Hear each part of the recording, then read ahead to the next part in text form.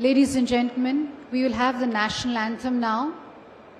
May I please request everyone to kindly rise for the national anthem. Jana Gana Mana अधिनायक जय हे भारत भाग्य विधाता पंजाब सिंध गुजरात मराठा द्राविड़ उत्कल गंगा विंध्य हिमाचल यमुना गंगा उच्चल जलधि तरंगा तव शुभ नामे जागे तव शुभ आशीष मांगे गाहे तव जय गाथा जन गण मंगलदायक जय हे भारत भाग्य विधाता जय हे जय हे जय हे जय जय जय जय हे.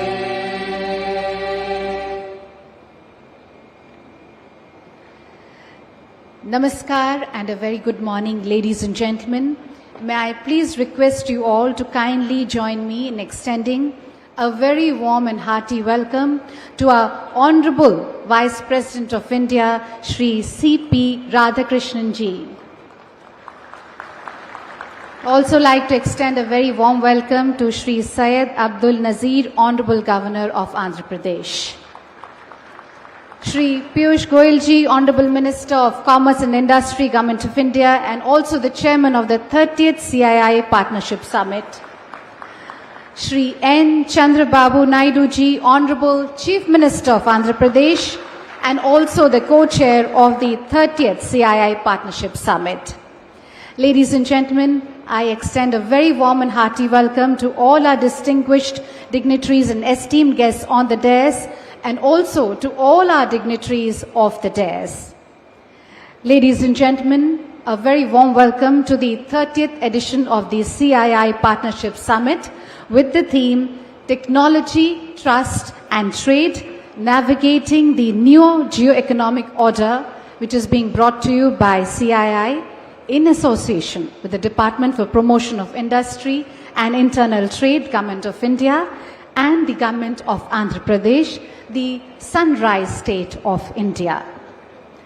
Ladies and gentlemen, I'd like to now invite Mr. Chandrajit Banerjee, Director General of CII, and I request him to kindly make his welcome remarks. Over to you.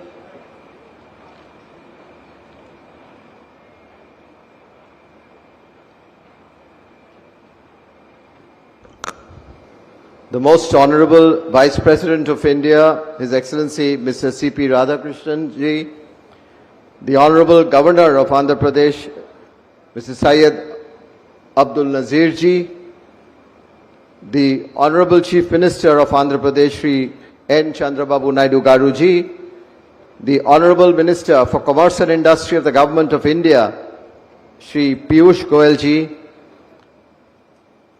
We have many of our senior ministers present here from, of course, the Union Government, the Honorable Minister of Civil Aviation, Mr. Chandrababu Rammohan Naidu, and of course, ministers from the Government of Andhra Pradesh, Shri Nara Lokesh Garu, we have also some of our ministers of states from the Government of India, Dr. P.C. Chandrasekhar, the Honorable Minister of State for Rural Development and Communication, the Minister of State, Mr. B. Raju Srinivasa Verma, the Honorable Minister for State for Steel and Heavy Industries of the Government of India, and of course, Mr. N.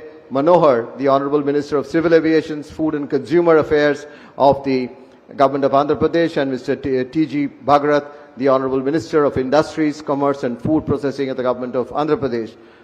Excellencies, ambassadors, ministers from various countries that we have over here, 30 odd ministers we have from different parts of the world, a phenomenal participation from over 700 people who have from the business and from officials from across the world into this summit. And we are so delighted that we are being able to have this in Andhra Pradesh. And it's of great privilege and pride to us that the Honorable Vice President of India chose to be the chief guest at this summit today here with us. Honorable Vice President, you make this to be such an important occasion because today is the 30th Partnership Summit, and this milestone edition, your presence gives us energy, your presence gives us a lot of boost to the number of people who have come from both India as outside. Sir, we are indeed grateful that you could take out time and come to Andhra Pradesh for this particular summit, the Partnership Summit. Thank you, sir. Thank you very much.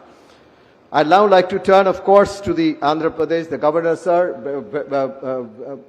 Most warm welcome to you and for being here with us.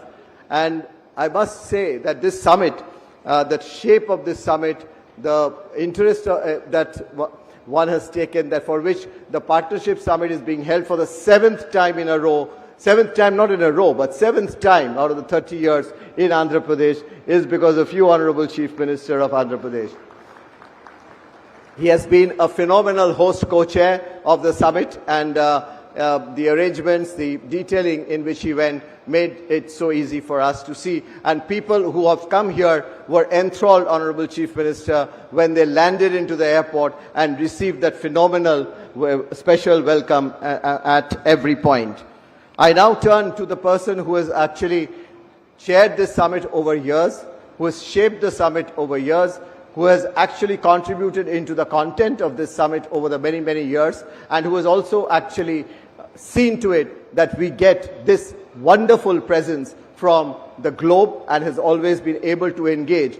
The type of one-to-one meetings that the Honorable Commerce and Industry Minister would have between today and tomorrow exceeds, I do not know which number, whether to call it 100 or a few hundreds of meetings that he will be having individually, besides addressing many plenaries. Honorable Commerce and Industry Minister of India, Mr. Piyush Goyal ji, thank you for leading us and thank you for making this so very special.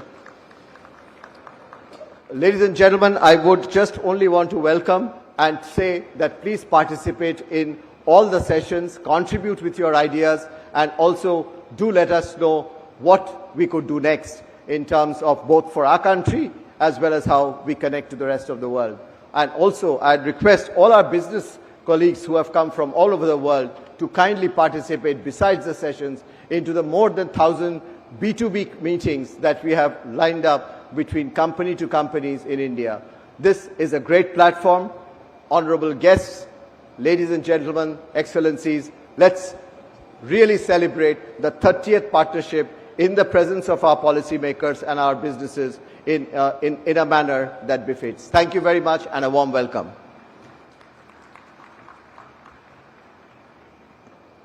Thank you, Mr. Chandrajit Banerjee, for your extremely warm welcome address. Ladies and gentlemen, we will now present a short film on Andhra Pradesh, its journey towards industrial growth. Can we play the film, please?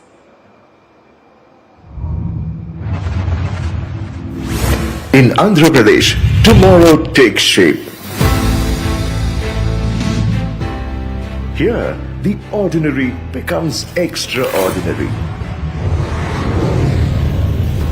This is Andhra Pradesh, shaping the future.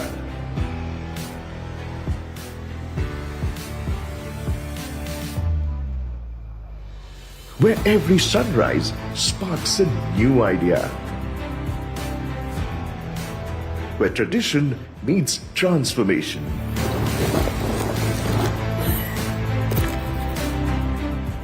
Where imagination becomes infrastructure. From water, we build resilience. From energy, we build hope. This is where impossibility turns into invention. Where quantum dreams power real worlds. The future is engineered here. From AP to AI, we power intelligence with intent. where data learns and dreams accelerate, where innovation becomes identity. From textile looms to turbines, from food to future tech, we make in Andhra Pradesh. Today, we build for tomorrow in electronics, aerospace, and space. The world's factories of the future are taking shape here.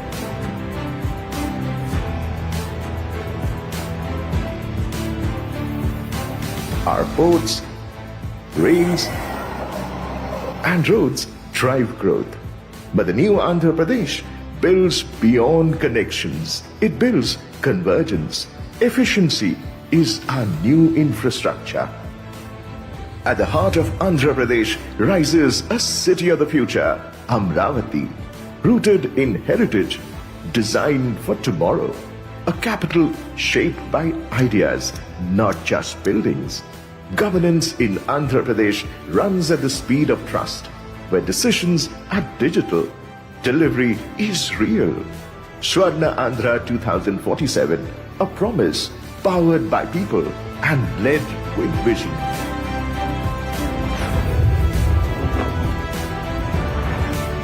Andhra Pradesh, shaping the future. An inspiring story of the phenomenal growth of the state of Andhra Pradesh. Ladies and gentlemen, we will now have our industry leaders sharing their perspectives with us today. May I firstly invite Mr. Rajiv Mimami, President CII, and request him to kindly make his remarks.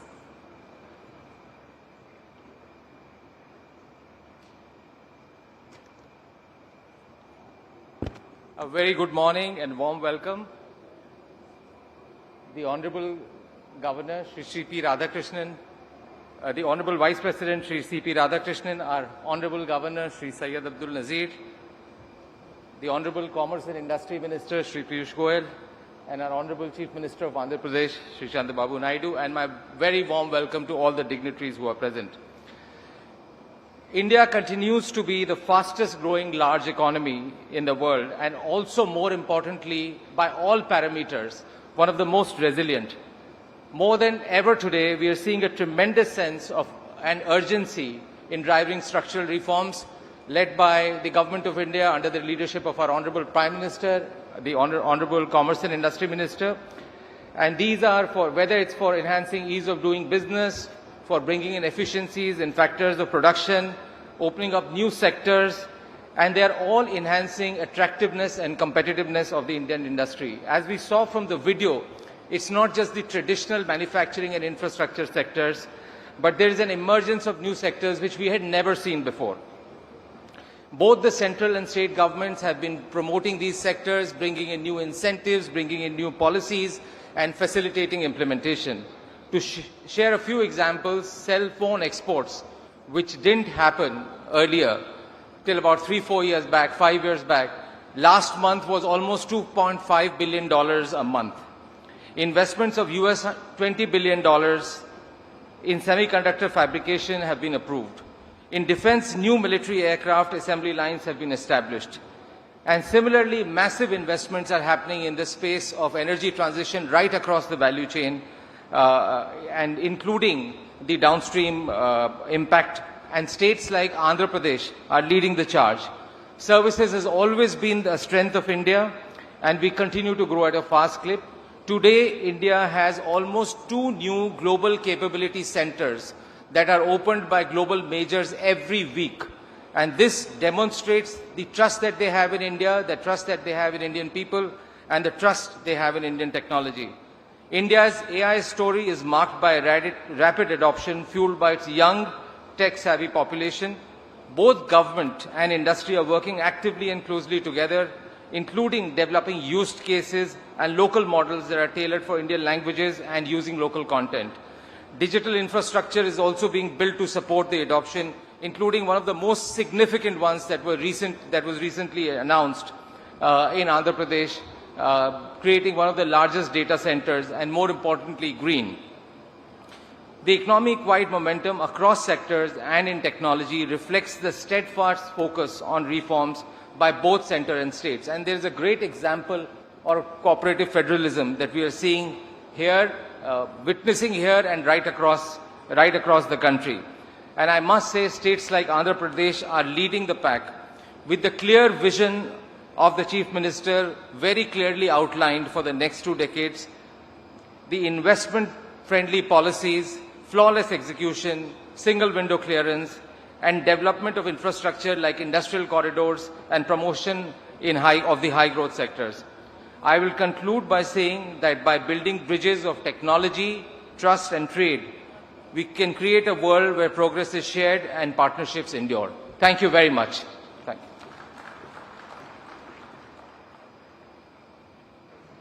Thank you, Mr. Memani, for your warm remarks. Ladies and gentlemen, may I now invite Mr. Karan Adani, Managing Director of Adani Ports and SEZ Limited, and I request him to kindly give his remarks. Good morning. Honorable Vice President of India, Shri C.P. Radhakrishnan ji, other dignitaries and excellencies on the dais, industry leaders, friends. It is always a joy to return to Visakhapatnam, the city of destiny, where the waters of the sea meets the ocean of ambition, and every wave seems to declare destiny is made here. Because destiny is not something we inherit, it is something we create. And in Andhra Pradesh, I feel this creative energy everywhere, in its people, in its governance, and in its relentless pursuit of excellence. Distinguished guests, Andhra Pradesh is blessed.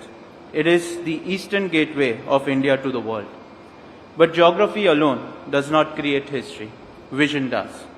And speaking of vision, we are in the presence of the visionary who rewrote the playbook of modern industrial India, Shri Chandrababu Naidu Garu. Sir, you're not just a chief minister, you are an institution. 3 decades ago, when many saw uncertainty, you saw opportunity and transformed Hyderabad into a global symbol of Indian intellect and innovation. And today, as you take the forward vision of Swarna Andhra 2047, you are once again reminding us that governance can be visionary, administration can be entrepreneurial, and government heads can think like a startup founder, always building, always innovating, and always believing. You, sir, are the original CEO of Andhra Pradesh, and under your captaincy, this state is ready once again for takeoff. I must also acknowledge another driving force behind this momentum, Shri Nara Lokesh Garu. Lokesh Garu, you represent a new generation of leadership, agile, data-driven, and deeply humane. Your mantra of speed of doing business is not just a slogan, it is a lived experience for investors like us. You speak the language of youth, the logic of technology, and the matrix of boardroom, all with equal fluency. Your commitment to skilling, digital infrastructure, and new age industries is turning Andhra Pradesh into India's fastest moving startup state. Distinguished guests, the Adani Group's belief in Andhra Pradesh is not new. We do not just talk about investment, we demonstrate it. So far, we have already invested over 40,000 crores across ports, logistics, cement, infra, and renewable energy. And we are not stopping there. Over the next 10 years, we plan to invest an additional 1 lakh crores across ports, data center, cement, and energy business. The flagship of our commitment is the Vizag Tech Park. This is not just another tech park, it is the foundation of India's digital sovereignty. We are building one of the world's largest hyperscale data center ecosystem in partnership with Google and powered by complete green energy. This is a combined $15 billion vision that perfectly aligns with your twin goals of sustainable and high-tech growth. But what truly humbles us is not the scale of the capital, it is the scale of impact. Our operations here have already generated over 1 lakh direct and indirect jobs. And far more is to come. That means families supported, skills are developed, and futures built right here in this great state. So as I close, Shri Naidu Garu, Shri Lokesh Garu, we will match your speed, we will match your scale, but above all, we will match your spirit. On behalf of my father, Shri Gautam Adani, and the Adani Group, we are privileged to be part of this journey. We not only look forward to growing with you, but commit to becoming the largest investor in Andhra Pradesh's bright future. Thank you. Jai Hind. Thank you, Mr. Karan Adani, for your warm remarks. May I please request our esteemed speakers to kindly keep their remarks extremely brief due to paucity of time. Ladies and gentlemen, may I now invite Mr. G.M. Rao, Group Chairman of GMR Group, and request him to kindly give his remarks.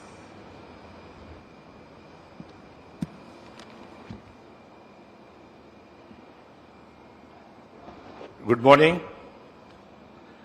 Honorable Vice President of India, Sri Radhakrishna Garu, Excellency, Other Excellency and other dignitaries on the dais, other friends and colleagues in this, Namaste Andi. It is a privilege to address this partnership summit in this vibrant city of Vizag, a city that stands today as a symbol of India's new geo-economic confidence. Firstly, I want to place on record my heartfelt appreciation to Honorable Chief Minister Chandrababu Naidu Garu, a visionary leader who has consistently redefined what is possible for Andhra Pradesh.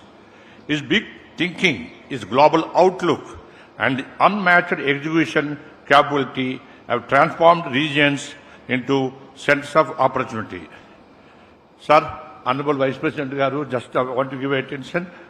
I recall a previous era of transformation when the Honorable Chandrababu Naidu Garu vision of a dare to image new future for combined state. He championed India's first greenfield airport in Hyderabad. We as a GMR Group has the privilege of building that vision. How much time Chandrababu Naidu Garu has taken with the fashion, he is a completely for aviation, he is the main founder. A lot of time is spent on that because time is very short, I don't want to mention, sir. That project was more than an airport. It was an economic catalyst. It became the gateway that attracted global giants and GCCs, transforming Hyderabad into a global IT hub.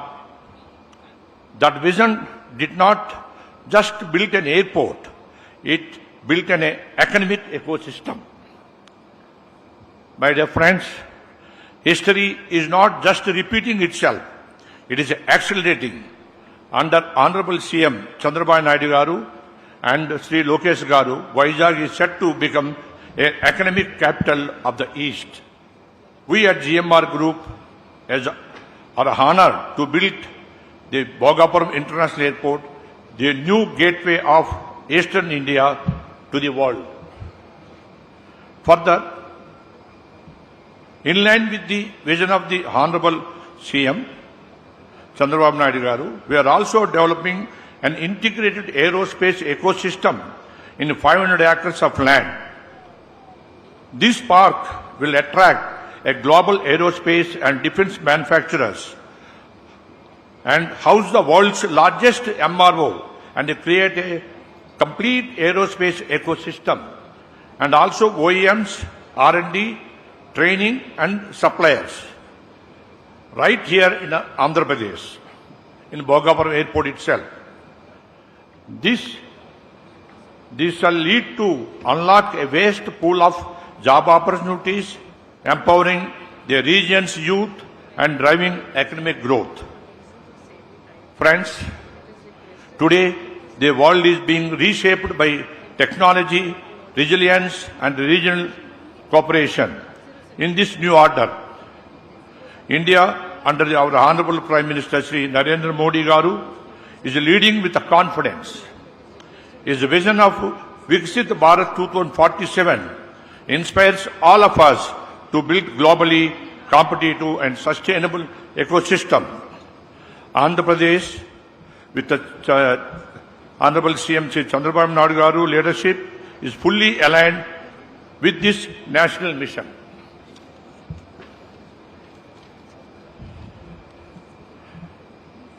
My sincere appreciation also to Honorable Minister Lokesh Garu, a dynamic, forward-looking leader committed to technology, industry and youth empowerment. His clarity, digital focus and commitment to building a knowledge-driven state are preparing Andhra Pradesh for a world-class future.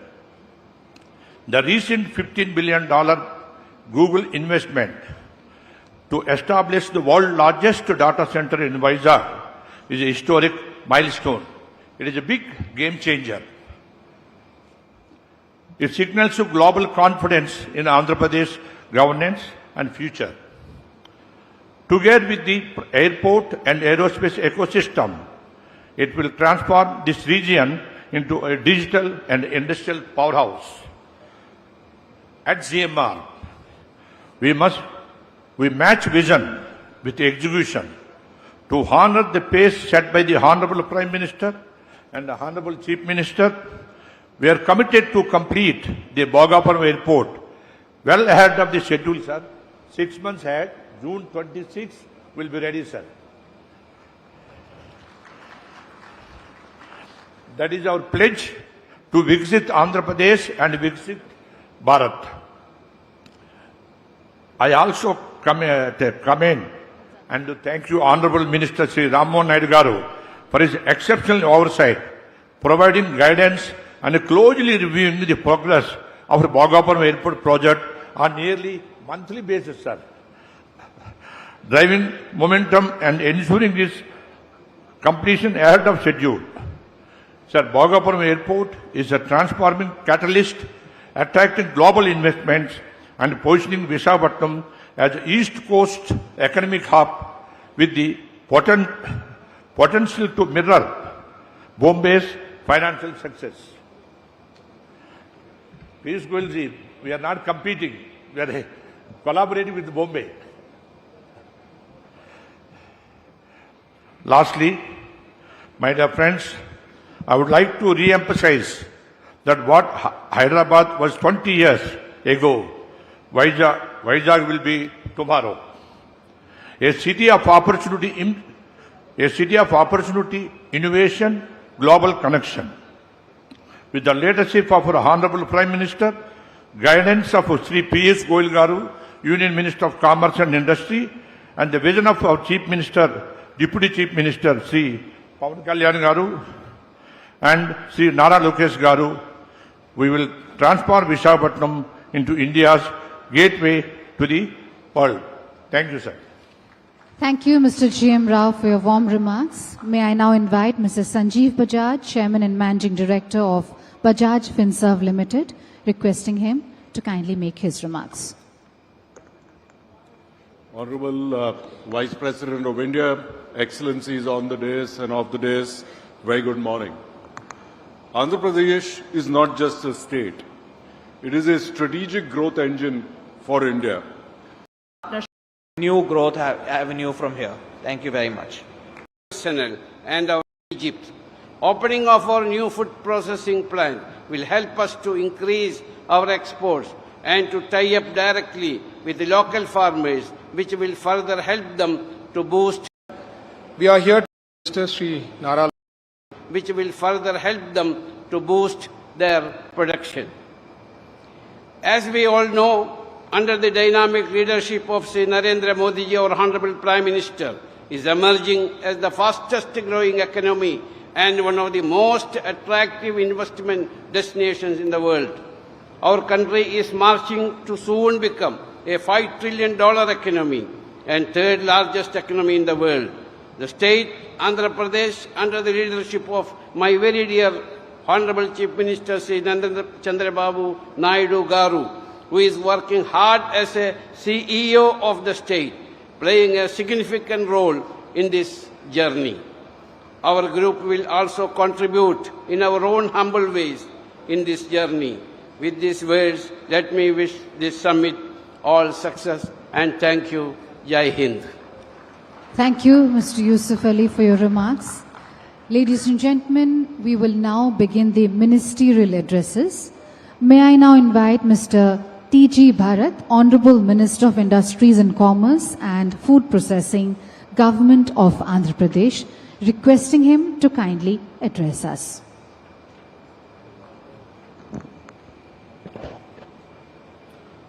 Honorable Vice President of India, Sri C.P. Radhakrishnan Garu, Honorable Governor of Andhra Pradesh, Sri Abdul Nazir Garu, Honorable Union Minister for Commerce and Industry, Sri Piyush Goyal Garu, Honorable Chief Minister, Sri N. Chandrababu Naidu Garu, Honorable Minister, Sri Nara Lokesh Garu, Honorable Central Ministers, Honorable State Ministers, distinguished ambassadors, international trade ministers and diplomats, captains of industry, and friends from around the world, good morning.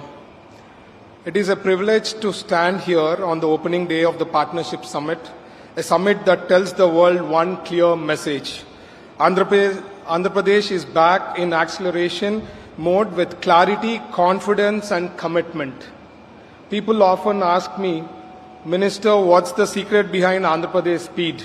I tell them, when you have CBN Sir in the driver's seat, even the GPS struggles to keep up. Because under the visionary leadership of our Honorable Chief Minister, Chandrababu Naidu Garu, and with the dynamic support of Honorable Minister Nara Lokesh Garu, decision making in Andhra Pradesh is fast, transparent, and future focused. When CBN Sir focuses on growth, progress doesn't walk, it runs. We have seen it before and we have witnessed it again. Faster, smarter, and more inclusive than ever. Today we bring together technology, manufacturing, infrastructure, energy, food, processing, and logistics, all in one ecosystem for opportunity. We are not here to compete for investment. We are here to collaborate for growth. Not to sell land, but to build long-term partnerships. Not to chase headlines, but to create value chains that endure. To every investor present from India or overseas, I say with confidence, if you are ready to invest, Andhra Pradesh is ready to execute. We already have long coastline, 3 industrial corridors, 550 plus industrial parks, the capability and the leadership. What we are looking for is partnership who believe in speed, scale, and sincerity. Together, let us make the summit not just an event, but the starting point of a new industrial decade for Andhra Pradesh. Jai Hind, Jai Andhra Pradesh. Thank you. Thank you, Honorable Minister, for your kind address. May I now invite Mr. Nadendra Manohar, Honorable Minister of Civil Supplies, Food and Consumer Affairs, Government of Andhra Pradesh, and request him to kindly address us. The Honorable Vice President of India, Sri Radhakrishnan Ji, Honorable Governor of Andhra Pradesh, Syed Abdul Nazir Ji, our Honorable Chief Minister of Andhra Pradesh, Sri Nara Chandrababu Naidu Garu, the Honorable Union Minister for Commerce and Industry, Sri Piyush Goyal Garu, distinguished ladies and gentlemen, on behalf of the Deputy Chief Minister of Andhra Pradesh, Sri Pawan Kalyan Garu, firstly I would like to extend our hearty appreciation and congratulations to our Honorable Chief Minister for his relentless pursuit in creating an ecosystem for industry in Andhra Pradesh. It is his tireless efforts that have made things happen to bring Andhra Pradesh back to its days of glory. To CII and all potential investors, we are here and we stand together to assure you that this partnership shall always be continuous and deeply committed into making things happen for all of you in Andhra Pradesh. This consistency is very much required, as you all notice, when policies change and governments change. But we all stand here together to reiterate once again that our alliance will be here to support in everything that all of you do. The early entrepreneurs of Andhra Pradesh made significant contributions to the core sectors of our industry in Andhra, and it's now time for all of us to take this momentum further. In the days ahead when we bond together, we request all of you who are here to continue to inspire the youth of our great nation, to ensure that you provide a platform for them to innovate, for them to become the next level generation of entrepreneurs. Andhra Pradesh will always be here to encourage, motivate, and stand committed in ensuring that industry has a pride of place in the map of India. Thank you all for reaching out and coming to Andhra Pradesh, and this partnership summit should definitely leave an excellent mark in the industrial policy of Andhra Pradesh. With best wishes to all of you, and especially to Nara Lokesh Garu, for ensuring the speed of doing business is not a slogan, but it is a lot of hard work and relentless effort to make things happen. Thank you very much. Thank you, Honourable Minister, for your kind address. May I now invite Mr. Bhupati Raju Srinivasa Varma, Honourable Minister of State for Heavy Industries and Steel, Government of India, requesting him to kindly address us.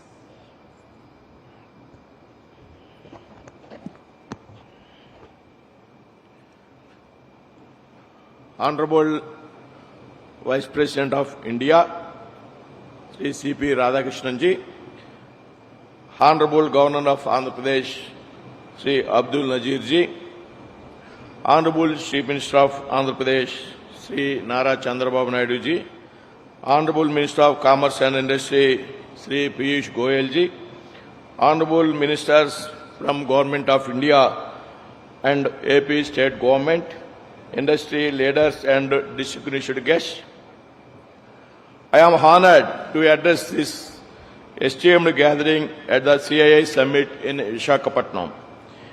As we gather here today, we are reminded of Prime Minister Narendra Modi ji's vision of a Viksit Bharat, a developed India that is driven by innovation, sustainability and inclusive growth. Sri Piyush Goyal ji has been instrumental in steering the industrial policy through visionary reforms and global engagement.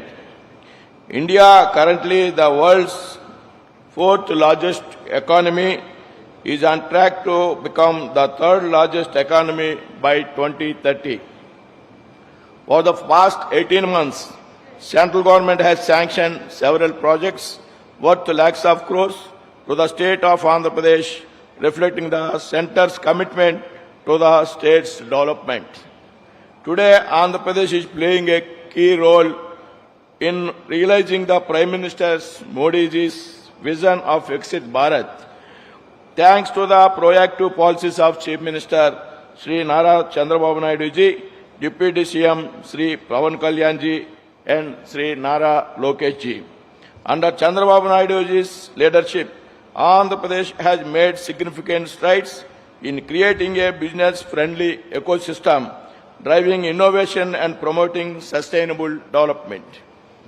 The state's focus on the ease of doing business, progressive industrial policies, infrastructure development, and skill enhancement has made it an attractive destination for the investors. Government of India recognizes Andhra Pradesh is a key player in India's growth story. We are committed to working with the state to boost industrial growth and development through a strategy of revival and greenfield expansion. The efforts of Chief Minister Nara Chandrababu Naidu ji and Sri Nara Lokesh ji in facilitating the 17.5 million ton per annum integrated steel plant by RSLR Metal and Nippon Steel at Nakapalli are truly commendable. Aiding these efforts, we at the Ministry of Steel have approved a 267 kilometers iron ore slurry pipeline from Chhattisgarh to the steel plant at Nakapalli, which will ensure low emission and cost efficient logistics. The collaboration of a strong central vision and dynamic state leadership has positioned Andhra Pradesh at an unparalleled advantage. I invite all industrial leaders and delegates to explore the immense potential of Andhra Pradesh for sustainable industrial growth. Let us shape the future of Andhra Pradesh and India together. Thank you. Jai Hind. Thank you, Honorable Minister, for your kind address. May I now invite Dr. Pemasani Chandrasekhar, Honorable Minister of State, Rural Development and Communications, Government of India, requesting him to kindly address us.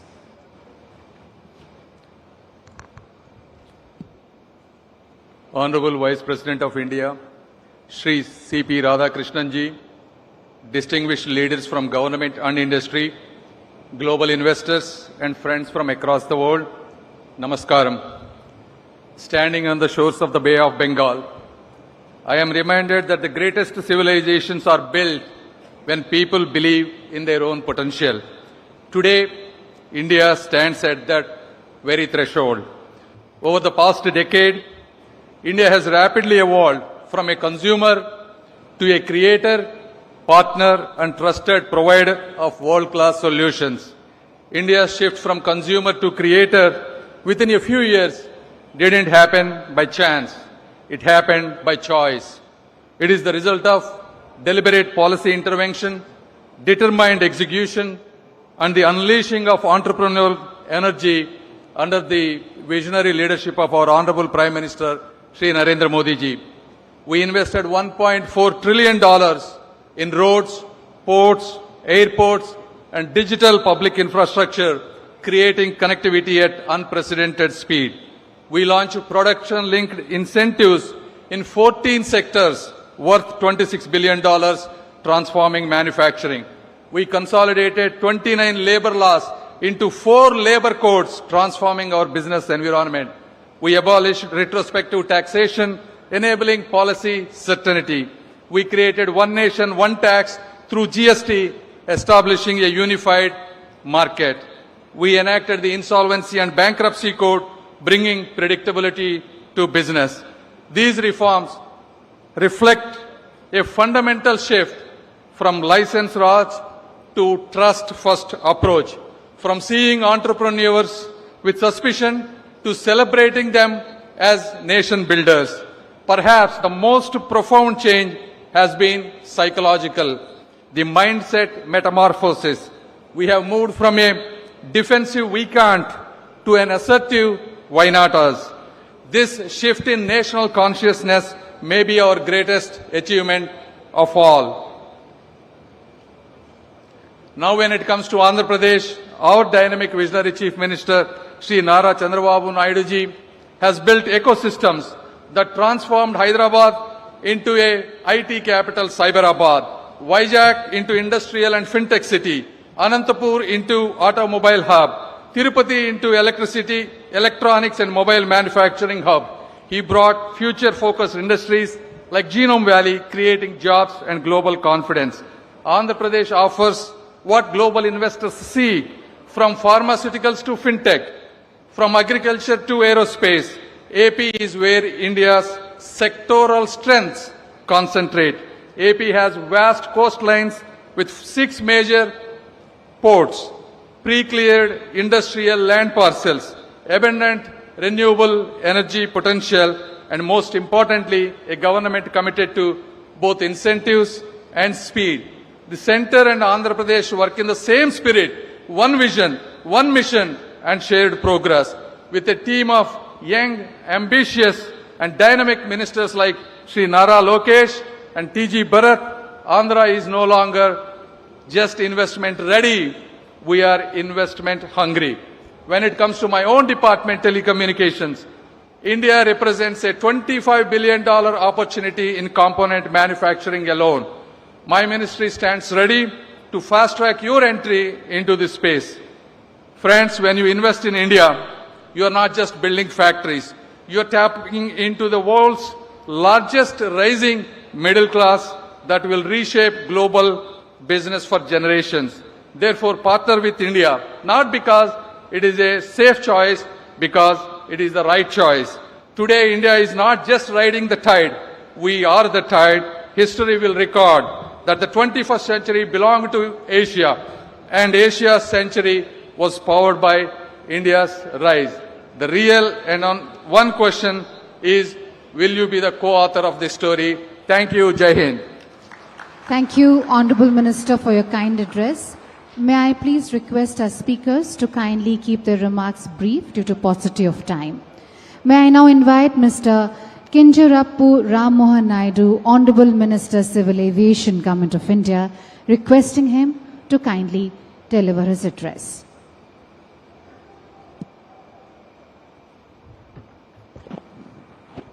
His Excellency Honorable Vice President of India, C.P. Radhakrishnan Garu, His Excellency Governor of Andhra Pradesh, Abdul Nazir Garu, and the visionary and dynamic Chief Minister of Andhra Pradesh, Sri Nara Chandrababu Naidu Garu, and my senior colleague from the Cabinet, Piyush Goyal ji, and all the dignitaries on the dais, and all the distinguished delegates, business leaders, policy makers, and friends from across India and the world, Namaskaram and a very good morning.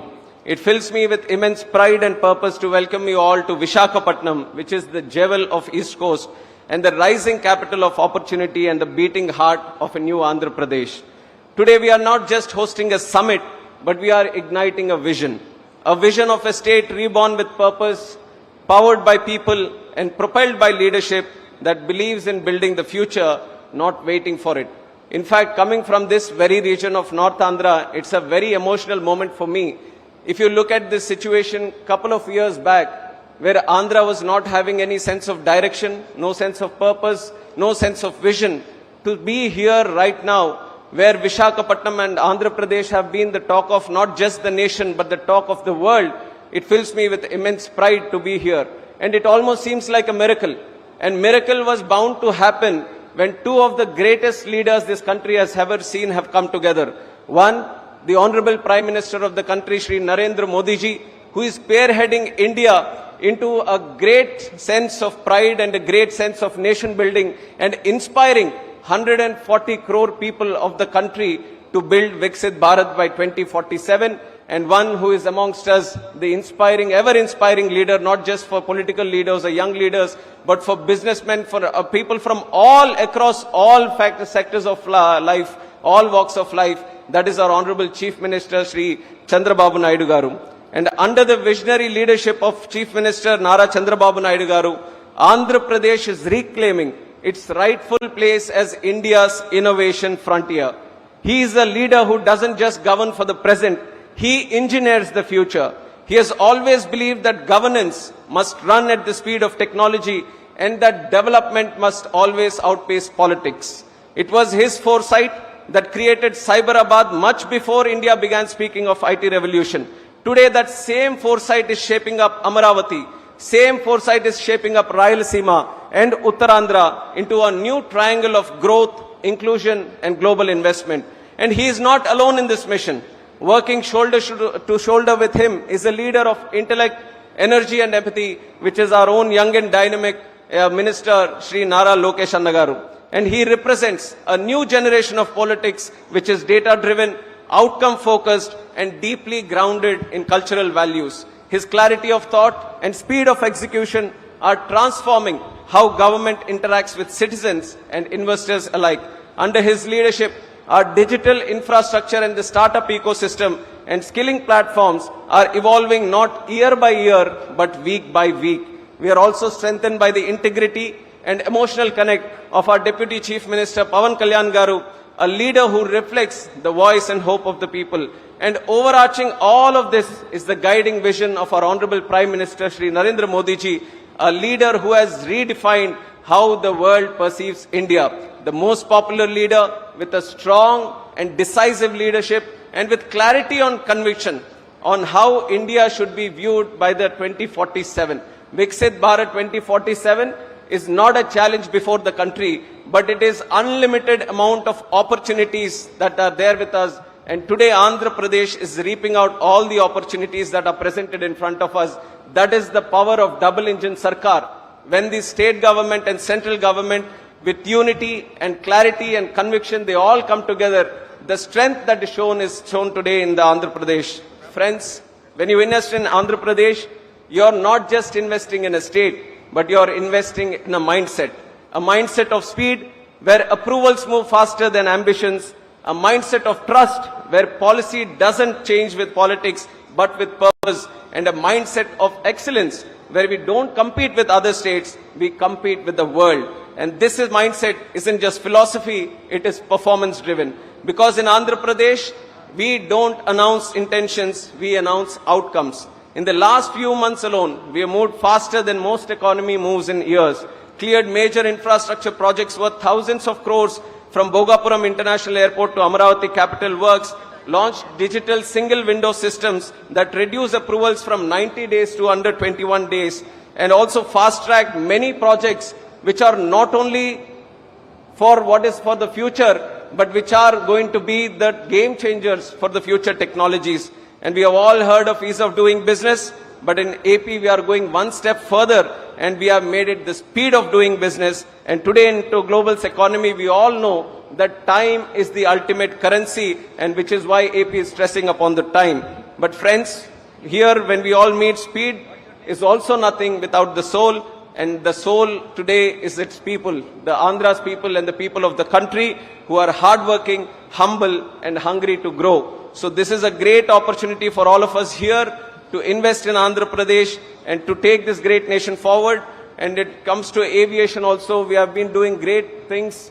And in fact, the foundation has been laid 11 years before by our Honorable Prime Minister Narendra Modi ji. And today we are the third largest domestic aviation market in the world.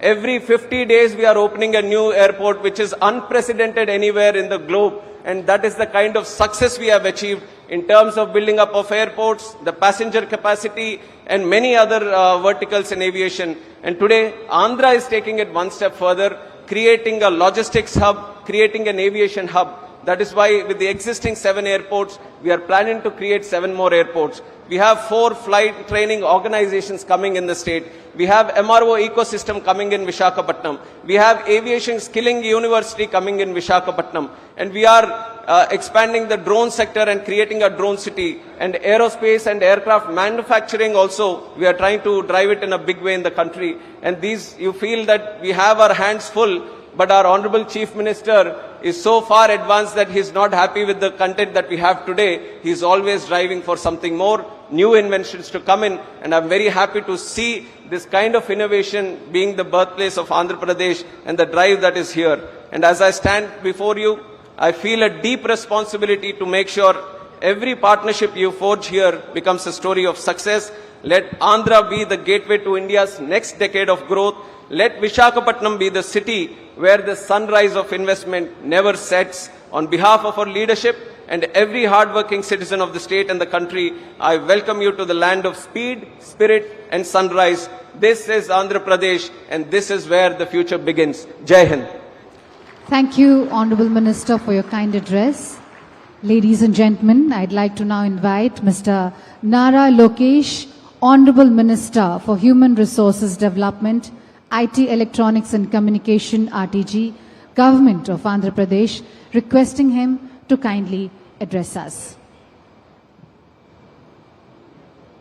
Honorable Vice President of India, CP Radhakrishnan Garu, Honorable Governor of Andhra Pradesh, Syed Abdul Nazir Garu, Honorable Chief Minister of Andhra Pradesh and Co-Chairman of the 30th CII Partnership Summit, Shri Nara Chandrababu Naidu Garu, and Honorable Minister of Commerce, Industry, Government of India and Chairman 30th CII Partnership Summit, and my mentor, Piyush Goyal Garu, and to the dignitaries on the dais, off the dais, a very good morning. It is a privilege to welcome you to Visakhapatnam, a city where hills meet the sea, where ideas lift off. Andhra Pradesh is proud to host the CII Partnership Summit 2025 at a time when India is emerging as the world's growth engine. Quite a few people ask me why they should consider Andhra Pradesh as their destination, as their home, and I only give them 3 clear reasons. First, we have a leadership with a clear track record. It is none other than our Chief Minister, Shri Nara Chandrababu Naidu Garu.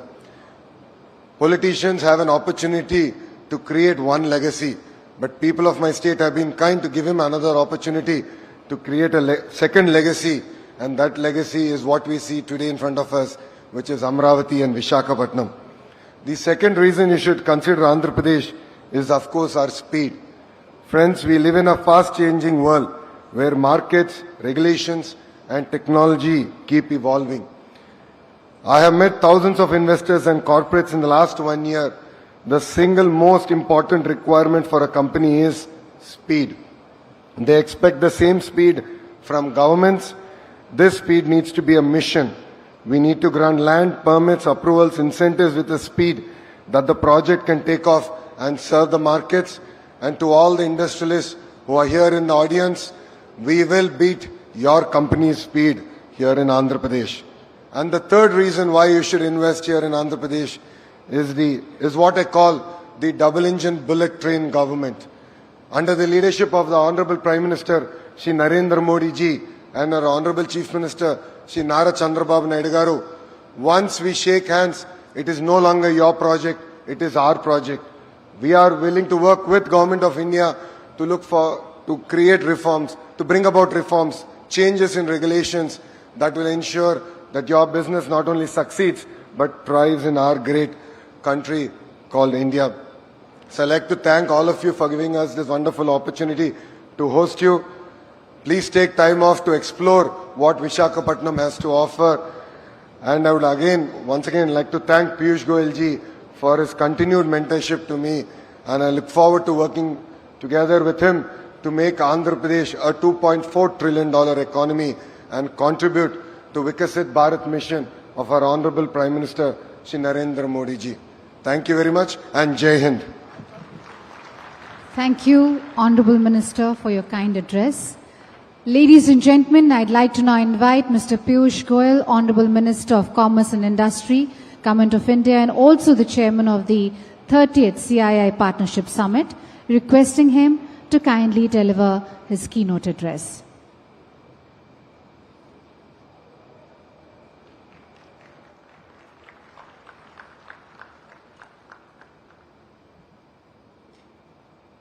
The very distinguished and eminent Vice President of India, Mahamahim Shri C.P. Radhakrishnan ji, the Honorable Governor of Andhra Pradesh, His Excellency Shri Syed Abdul Nazir ji, my good friend, my elder brother, and somebody with whom I have very deep relationship on a personal level and with whom I've worked very closely to evolve and devise several new ideas. Somebody who comes with a vision not only for the development of Andhra Pradesh but for the holistic development of India under the leadership of Prime Minister Narendra Modi towards Viksit Bharat 2047, a developed, a prosperous nation where every state of India will prosper, where every citizen of India will get a high, good quality of life, where every child born in Andhra Pradesh will have a bright future ahead of him. A visionary leader, Nara Chandrababu Naidu garu, Honorable Chief Minister of Andhra Pradesh, my colleague in the Union Cabinet, a very young, dynamic Minister for Civil Aviation, Shri Ram Mohan Naidu garu, the upcoming leader of Andhra Pradesh, somebody whom I have seen from a young age evolving into a leader of substance, a person committed to the development of his people, his state, and with a compassionate bent of mind, Nara Lokesh garu, all the distinguished excellencies, my colleagues, ministers from across the globe, captains of industry, both from India and abroad, distinguished ladies and gentlemen, namaskar. It is indeed an immense privilege to address the 30th edition of the CII Partnership Summit from the rich history of Satavahana kingdom to its present status as a hub for steel, semiconductors and seafood, the Visakhapatnam region stands as a gateway to global trade. I extend warm greetings to the Honorable Vice President, whose distinguished career in public service and commitment to empowering the marginalized communities is an inspiration for all of us. One interesting fact about him, he is also affectionately called the Vajpayee of Coimbatore.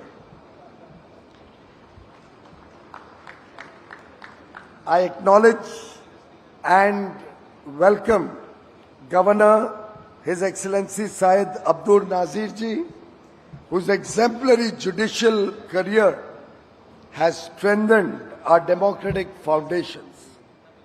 And I congratulate Chief Minister Chandrababu Naidu for his bold Swarna Andhra Pradesh 2047 vision, which reflects how ambition, when coupled with tech-driven execution, can truly transform a state. Friends, we gather here today at an inflection point in global history. The world order that defined the past several decades is being rewritten. In this churning and tremendously volatile and uncertain, challenging times, in this Samudra Manthan that we witness, India stands as an oasis in the desert.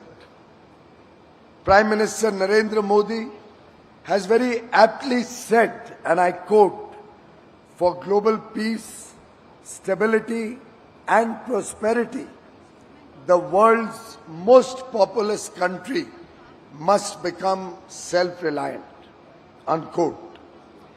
We draw from our ancient wisdom of Vasudhaiva Kutumbakam. The world is one family. India's rise will benefit all of humanity. Let me share what guides our journey from a $4 trillion economy to a $35 trillion economy by 2047, when we will celebrate a developed nation, a prosperous India, celebrating 100 years of independence. Inspired by Chanakya's Arthashastra, I present 3 pillars that define Bharat's approach to navigating the new geo-economic order. 1. Prosperity through technology. India's technology story is one of democratization and trade. It talks of scale and speed. It focuses on talent and skill. We have built digital public infrastructure serving 1.4 billion Indians. UPI processes nearly half of all real-time payments globally, which is now being adopted by multiple countries. Aadhaar provides a digital identity to every Indian. We are building complete semiconductor ecosystems with a current $30 billion investment and growing. Our India AI mission is democratizing artificial intelligence for all Indians. Today, 1 billion Indians are connected to the net, and we have the second largest user base of ChatGPT across the globe. From the Mars mission to launching 104 satellites in one mission, we embody innovation at scale. We have achieved 500 gigawatts of installed power capacity, of which 51%, more than 250 gigawatt, comes from renewable energy sources. In the next 5 years, we plan to double our clean energy to 500 gigawatt, one of the fastest ramp-up witnessed anywhere in the world. To our international partners, India offers not just a market, but partnership for shared prosperity and mutual growth. Our young, aspirational engineering talent, our digital infrastructure, and our vibrant startup ecosystem provide the perfect launchpad for globally scalable solutions. Second, trust through righteousness, Vishwas through Dharma. In the new geo-economic order, trust is the most valuable currency. India has emerged as the world's trusted partner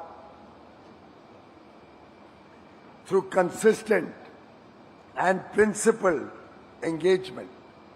During COVID-19, we supplied vaccines and medicines, most often free of charge, to over 100 countries around the world. This is Vasudhaiva Kutumbakam in practice. Our trust-based diplomacy is reflected in our ever-expanding free trade agreements. We have recently signed free trade agreements with the United Kingdom. We have operationalized free trade agreements with the four-nation EFTA bloc, Switzerland, Norway, Liechtenstein, and Iceland, who have also committed $100 billion foreign direct investment and the creation of 1 million direct jobs, along with free trade between the two countries. We also have the UAE, Australia, and Mauritius as new FTA partners. We are currently negotiating FTAs with the EU, with the United States, with Oman, with New Zealand, with Chile, with Peru, and many more, wanting us to start negotiations. Frankly, I don't have any more bandwidth to handle more negotiations simultaneously. The world trusts India because we offer predictability through regulatory reforms, transparency through digital governance, and reliability in honoring commitments. We have removed more than 42,000 compliances and abolished 1,500 obsolete laws. Our next generation GST reforms will further ensure ease of doing business and rapidly expand consumer spending. When you partner with India, friends, you partner with a civilization that views relations through dharma, doing what is right. Third, trade through capability. India's last year trade performance tells a remarkable story. Our exports crossed $825 billion for the first time, despite global headwinds. FDI flows stood at a record $81 billion, a testament to investors' trust in India. It also reflects our focus on building capabilities at home through the Make in India program, infrastructure at scale, diversifying markets across multiple countries, and moving up the value chain through investments in technology. In some sense, we are drawing the benefits from Michael Porter's theory of competitive advantage. As he famously said, and I quote, national prosperity is created, not inherited. Friends, in conclusion, I offer 3 key recommendations to expand global cooperation. 1, let's facilitate two-way investments by lowering trade barriers and creating an open, transparent environment that enables the free flow of goods, services, and capital. Second, let's strengthen technology cooperation by co-developing frontier technologies and investing in high-impact innovation. Third, let's build and sustain trust through transparent governance and predictable policy frameworks that promote long-term partnerships. I would like to congratulate CII, President Mr. Rajiv Memani and Secretary General Mr. Chandrajit Banerjee, the evergreen hero of the partnership between government and business, and somebody committed to the India story, somebody really passionate about his job. Well done, well organized. You have really created a remarkable platform. A platform where ideas become action. And I'd like to thank Chandrababu Garu Naidu and Lokesh Garu for making this 30th Partnership Summit such a grand success through their perseverance, through their hard work, and through their commitment to the India growth story. Chandrababu Garu, I'd like to work with you to create a permanent facility in Andhra Pradesh where we can have big ticket seminars, conferences, exhibitions, and ITPO, the India Trade Promotion Organization, which has created the wonderful Bharat Mandapam in Delhi, would love to partner with your state and jointly prepare Andhra Mandapam,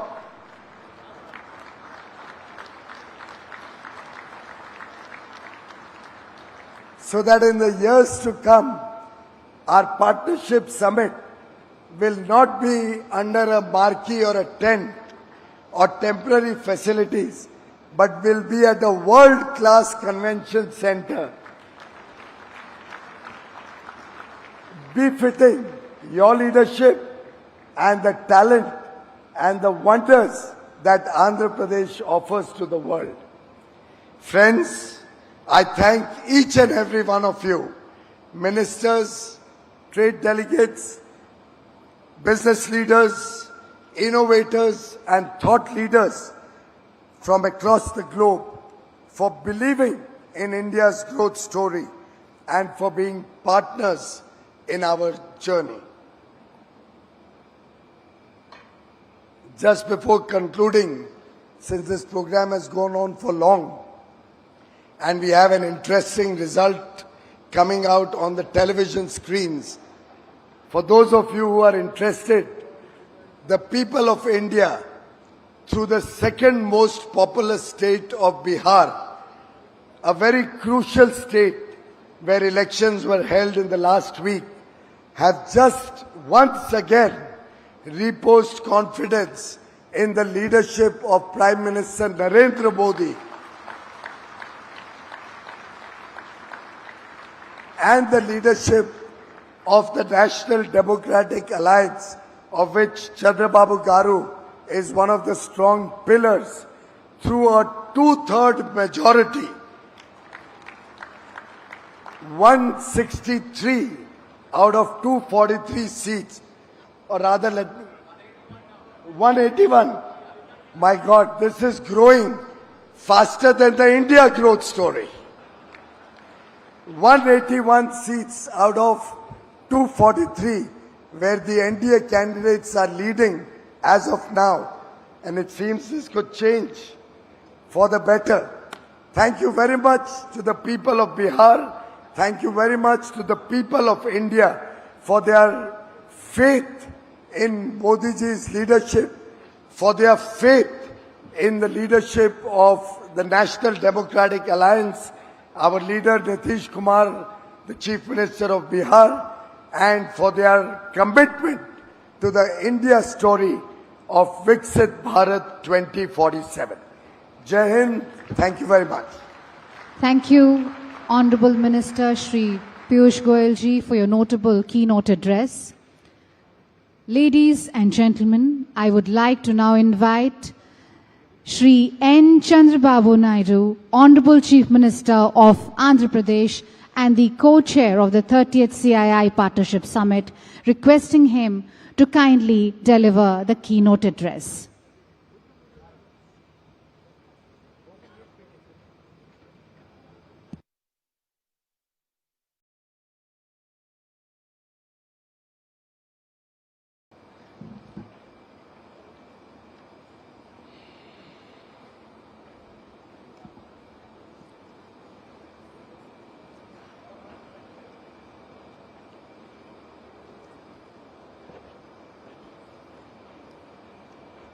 Honorable President of India, Sri C.P. Radhakrishnan Garu, Honorable Governor of Andhra Pradesh, Sri Abdul Nazir Garu, Honorable Union Minister for Commerce and Industry, Government of India, Sri Piyush Goyal Garu, Honorable Union Minister Ram Mohan Naidu Garu, Chandrasekhar Garu, Bhupati Srinivas Verma Garu, President, Confederation of Indian Industry, Rajiv Memani Garu, Director General, Confederation of Indian Industry, Chandrajit Banerjee Garu, Honorable Ministers from my cabinet, Nara Lokesh Garu, T.G. Bharat Garu, Nadella Manohar Garu, industrialist on the dais, Suchitra Ella Garu, Sanjeev Bajaj Garu, G.M. Rao Garu,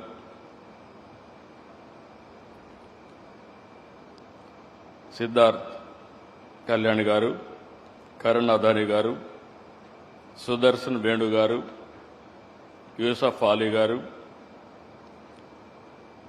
Kamineni Shobhana Garu, Chief Secretary Vijayanand Garu, His Excellencies from different countries, and also today it is very, very important day in my life. Nearly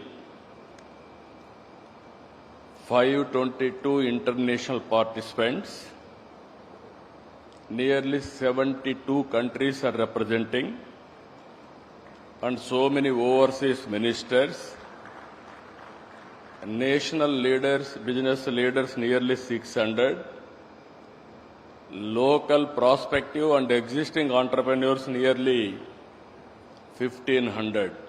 Totally 2,500 participants are here. I welcome all of you. All the best for all of us. Today, I have heard so many speeches from all our leaders, stalwarts. If you see here, you are in Visakhapatnam for the last 2 days. Visakhapatnam is a beautiful city in India. Even some of the countries you may not have this type of place. Excellent beaches, beautiful sea, and also beautiful hills, and at the same time beautiful people and safest place. Recently, Government of India has rated the number one state, number one city for human safety. That is how they rated. So, with all these things, wonderful people are gathering here. 2 days, you had a wonderful stay. And also, in advance, I am requesting you to book next year also to be our guest. That is what I want to request all of you. Honorable Vice President of India, I have known him for a long time. And also, during Vajpayee's period, onwards he is in politics. At that time he was MP. People used to call him Vajpayee of Coimbatore. That is how he is respected. I am very happy he has come today. He is the 15th Vice President of India. He is a shining example of perseverance, hard work, faith and democratic values. And also, I know him intimately.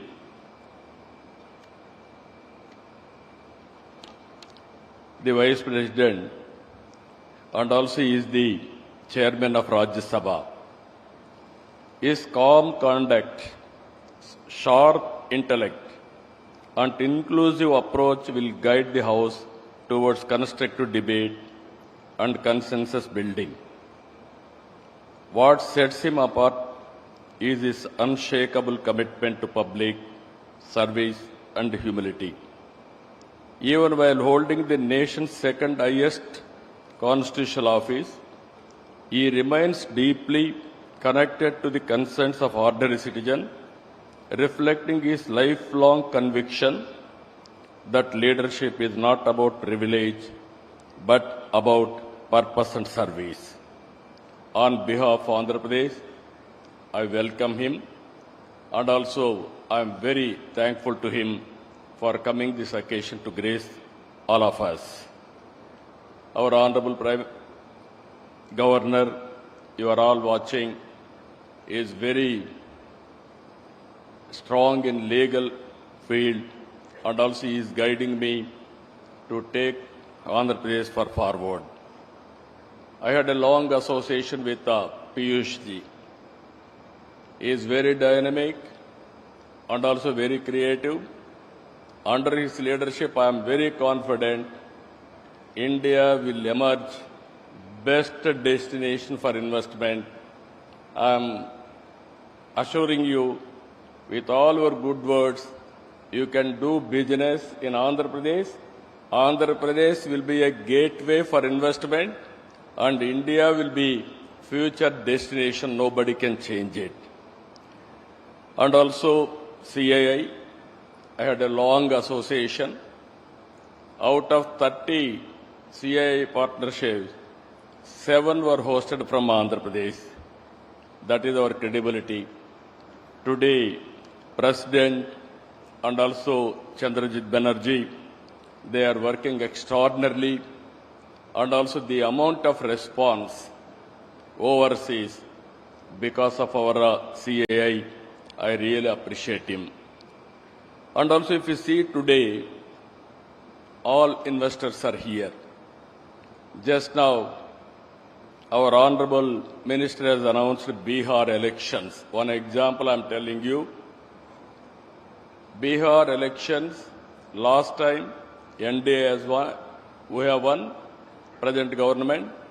And at the same time today, as of now, 190 seats they are going to win. By end of this meeting, around 200 seats they are going to win, NDA. It shows people are with Narendra Modi ji. It is going to happen permanently. No other country, no other leader is enjoying people trust. I can say in a democratic country, only Narendra Modi ji is only the man who is enjoying absolute confidence and trust.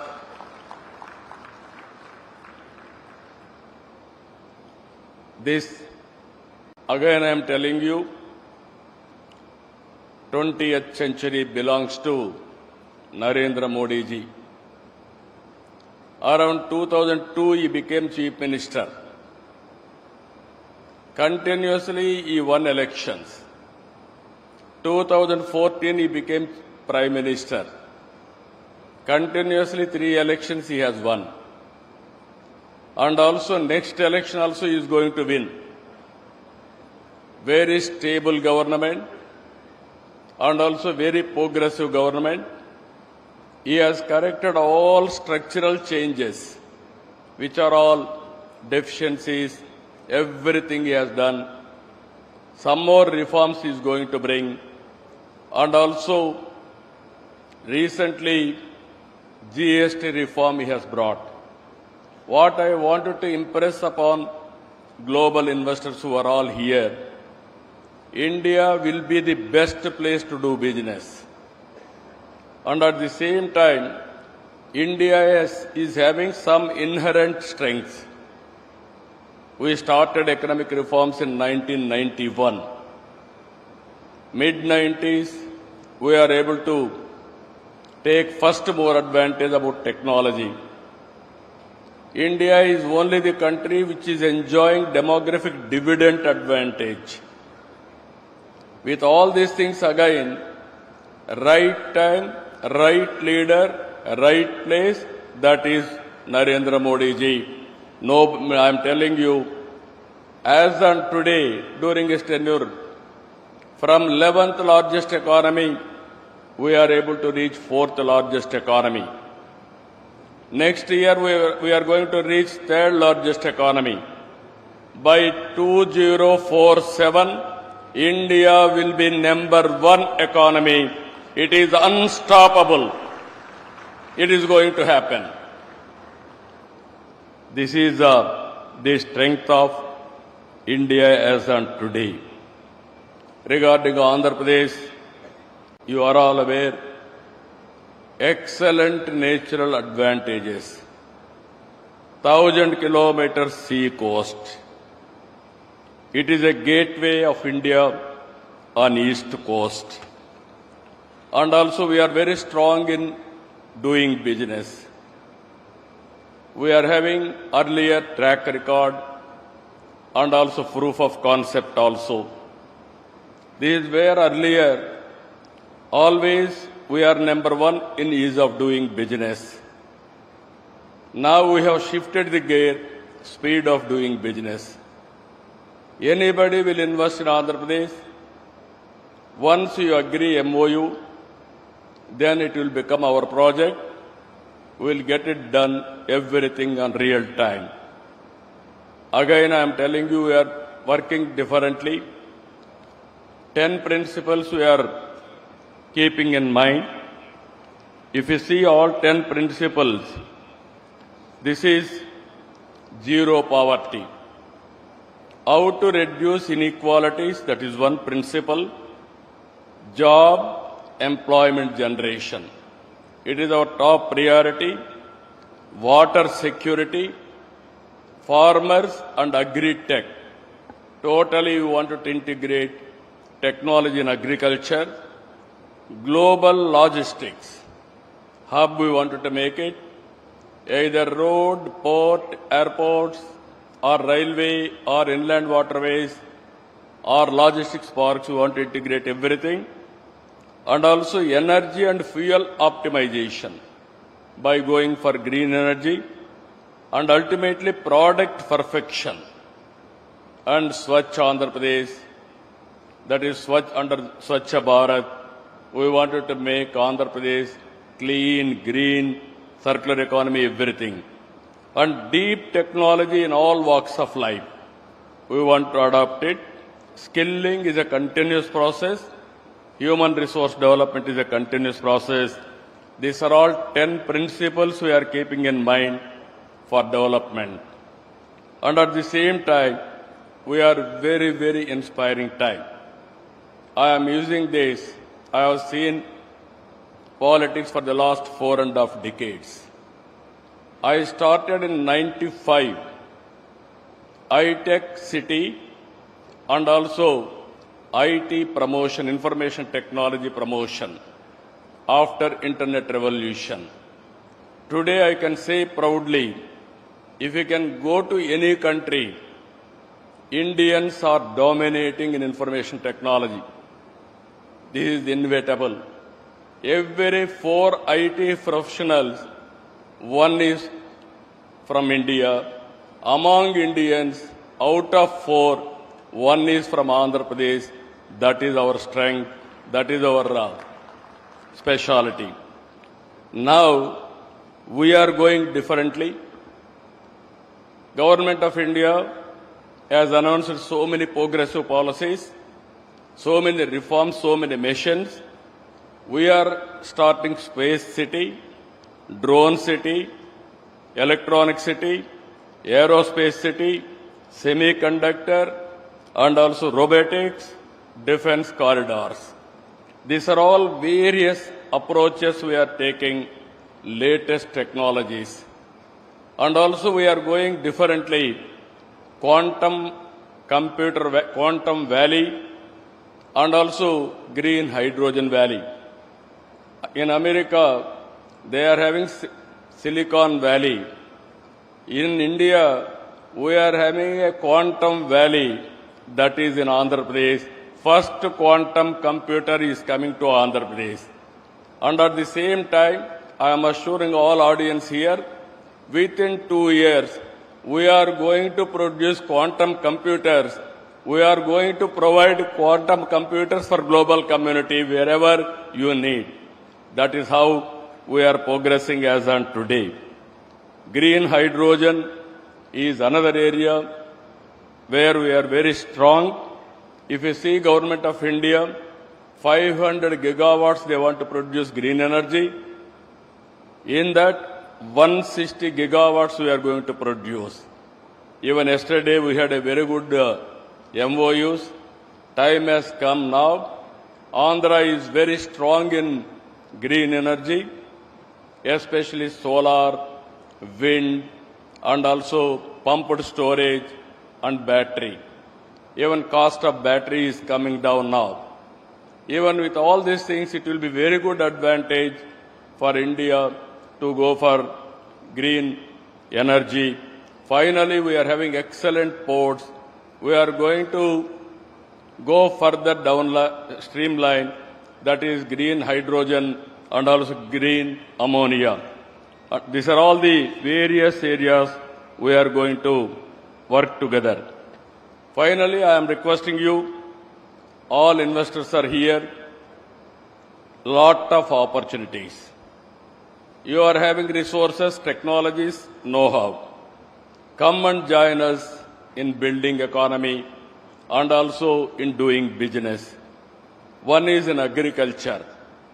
We are very strong in aquaculture. We are very strong in horticulture and also commercial crops, especially dairy and also coffee, spices. Wherever it is possible, we are very strong. I request all of you, Lulu, Yusuf Ali has rightly mentioned, we need more and more players in food processing. Even agriculture, we are going next level, that is natural farming, organic products. There I am requesting all of you to come. Green energy, lot of opportunities.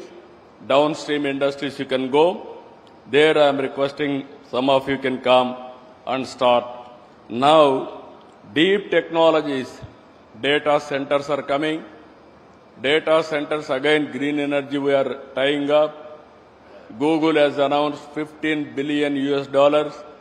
Today and tomorrow, another 4 to 5 gigawatt data centers are going to come.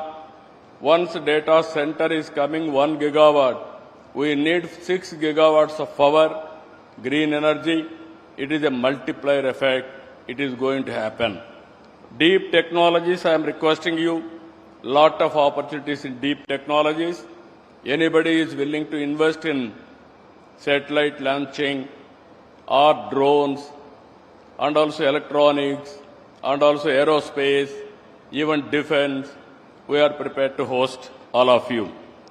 And also, Government of India is also thinking to promote drones in a big way.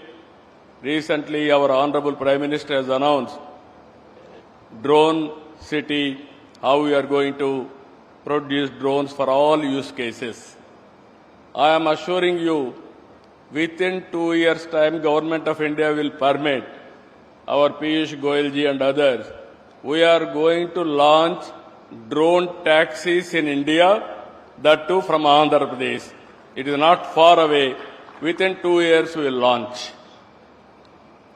And also minerals, rare earth minerals, from extraction to value addition, this is a huge opportunity. Tourism is order of the day.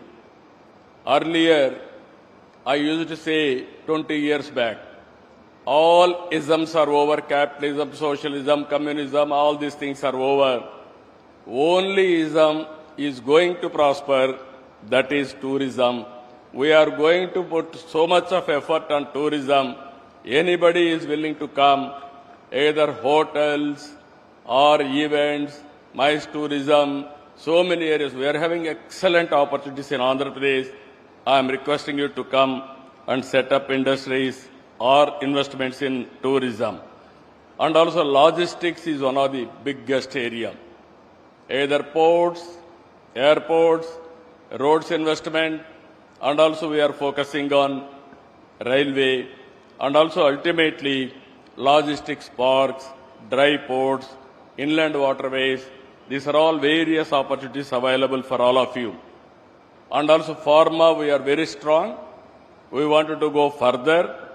Healthcare, we are focusing in a big way. Healthcare and well-being, these are all the another areas. These are all what I wanted to impress upon all of you. Lot of opportunities available for you. We can offer all these things for you in course of time. To accelerate industrial innovation, Andhra Pradesh is nurturing a robust startup ecosystem integrated with our universities and industrial clusters. The Andhra Pradesh Innovation Mission is supporting entrepreneurs in sectors like deep tech, med tech, agri-tech, and EV technology. We are also leveraging artificial intelligence, Internet of Things, and data analytics to strengthen governance, logistics, and industry operations. Our young workforce, talented, disciplined, and multilingual, is one of our greatest assets. Just now, these are all our strengths I want to place before you. Again, same time next year, I am requesting CII and Government of India to host CII partnership in a big way or modified way, improved version. We are going to host in Visakhapatnam. I request all of you to reserve from now itself and have business with Andhra Pradesh. And also our minister has rightly mentioned one more announcement, that is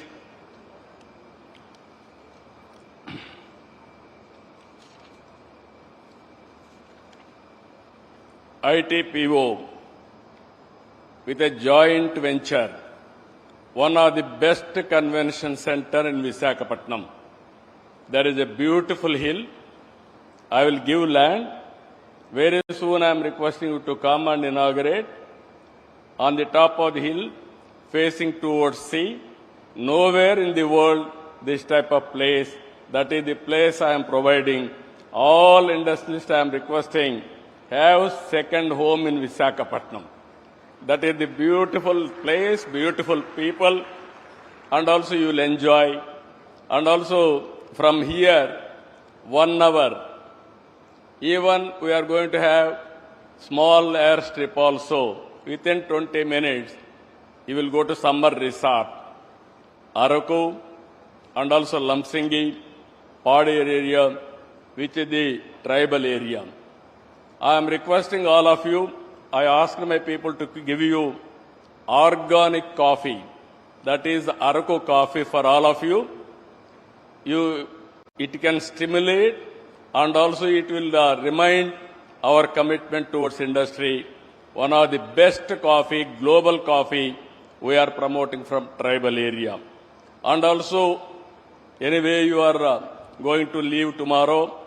Everybody has to taste our aquaculture food.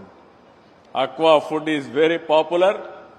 65% our Honorable Minister is here. 65% country's contribution on aqua is from Andhra Pradesh. Now, finally, I wanted to say one thing. Recently, our Honorable Minister has announced after Udyoga Sangam, all this brainstorming, EODB, all these things, he announced one thing, 11th November, Tuesday. As on today in Andhra Pradesh, you don't have any problem with the land or ease of doing business. All clearances I am clearing real time. You don't have any problems also afterwards. No disturbance, I am assuring you. And at the same time, he announced to attract investment, one more decision. This is the next step. All reforms Government of India is doing, either labor reforms or administrative reforms or otherwise taxation reforms, everything they are bringing. We are ahead of them. We are also following central government. Around 25 policies as of today I have brought. Any leftover policies are there, I am prepared to adopt it immediately. What all Government of India is expecting from state side, all reforms I will bring. Added to that, very auspicious time, he has announced escrow account for all your incentives. First state in India, I am announcing, very soon I am going to start escrow account. You need not go to any investor or you need not go to any government officer. Directly once you sign, I will give you escrow account. Then automatically on that day, you can get your money through bank. Even if necessary, I am going to implement sovereign guarantee also. This is the best way I can do it. Now all reforms we have brought, best incentives we are giving, best policies we are giving. Now escrow account also we are creating with sovereign power. Now it is with you to come and invest.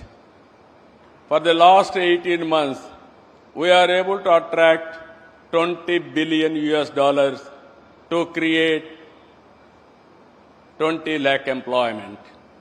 Now I am expecting another 3 years' time, $500 billion, that is $500 billion, to create 50 lakh employment, 5 million employment. Now with all policies available, global leaders are here. As our Honorable Minister has rightly mentioned, you come and invest in Andhra Pradesh, in India. We are prepared to come and invest in your countries also. Now, no more we are all regional leaders or local leaders.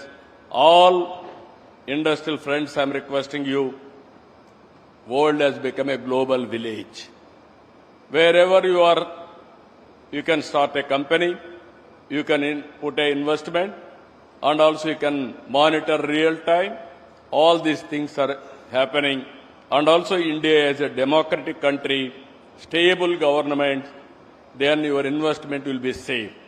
This is where I am asking you, before leaving, have one MOU with us.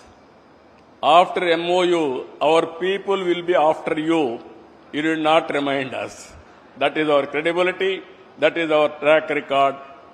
My aim is very clear.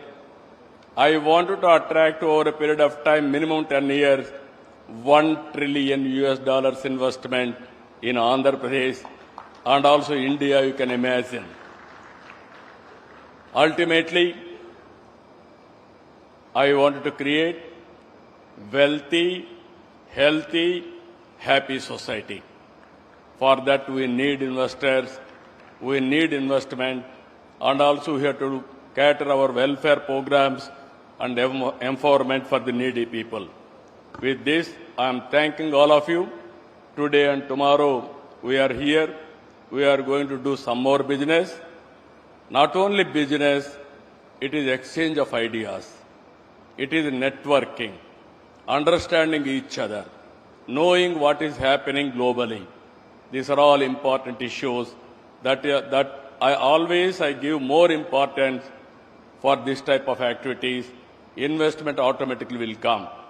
With this wonderful time, enjoy your stay and also memorable stay, and also every person has to take one takeaway from this place. That is where Visakhapatnam Declaration, that is where Visakhapatnam will give you ideas. With this, I am thanking all of you. Thank you, one and all. Thank you, Honorable Chief Minister of Andhra Pradesh, Shri N. Chandrababu Naidu ji, for your extremely inspirational keynote address. Ladies and gentlemen, I would like to now invite His Excellency Shri S. Abdul Nazir, Honorable Governor of Andhra Pradesh, and I request him to kindly deliver his address.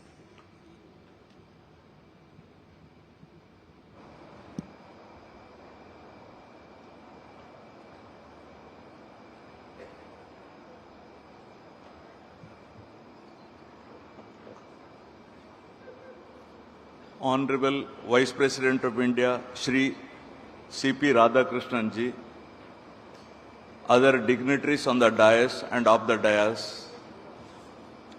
I think after listening to our Honorable Chief Minister, I need not speak, I suppose.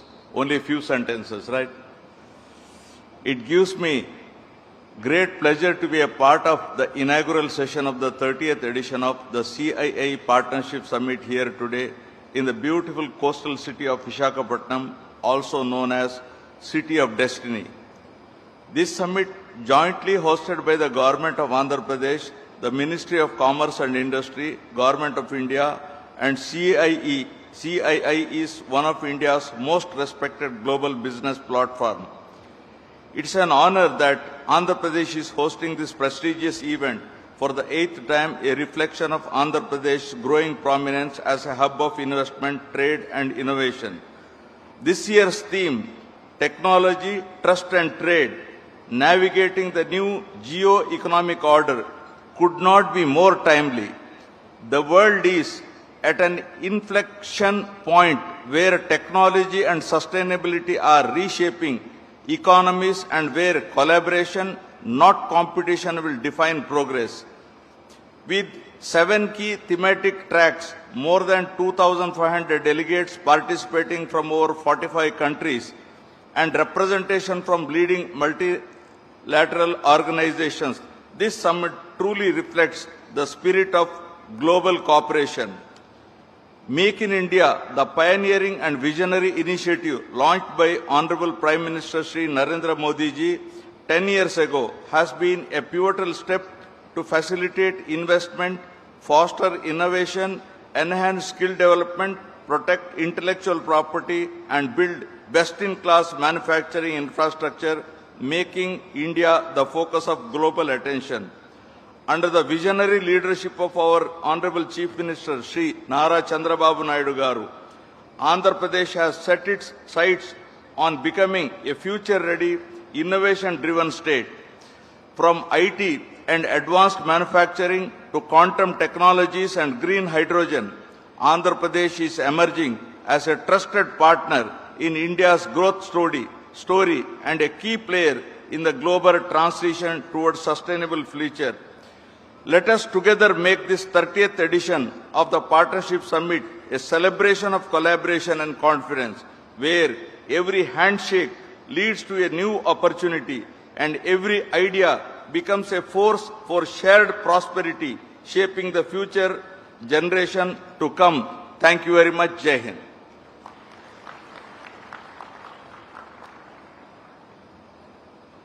Thank you, sir.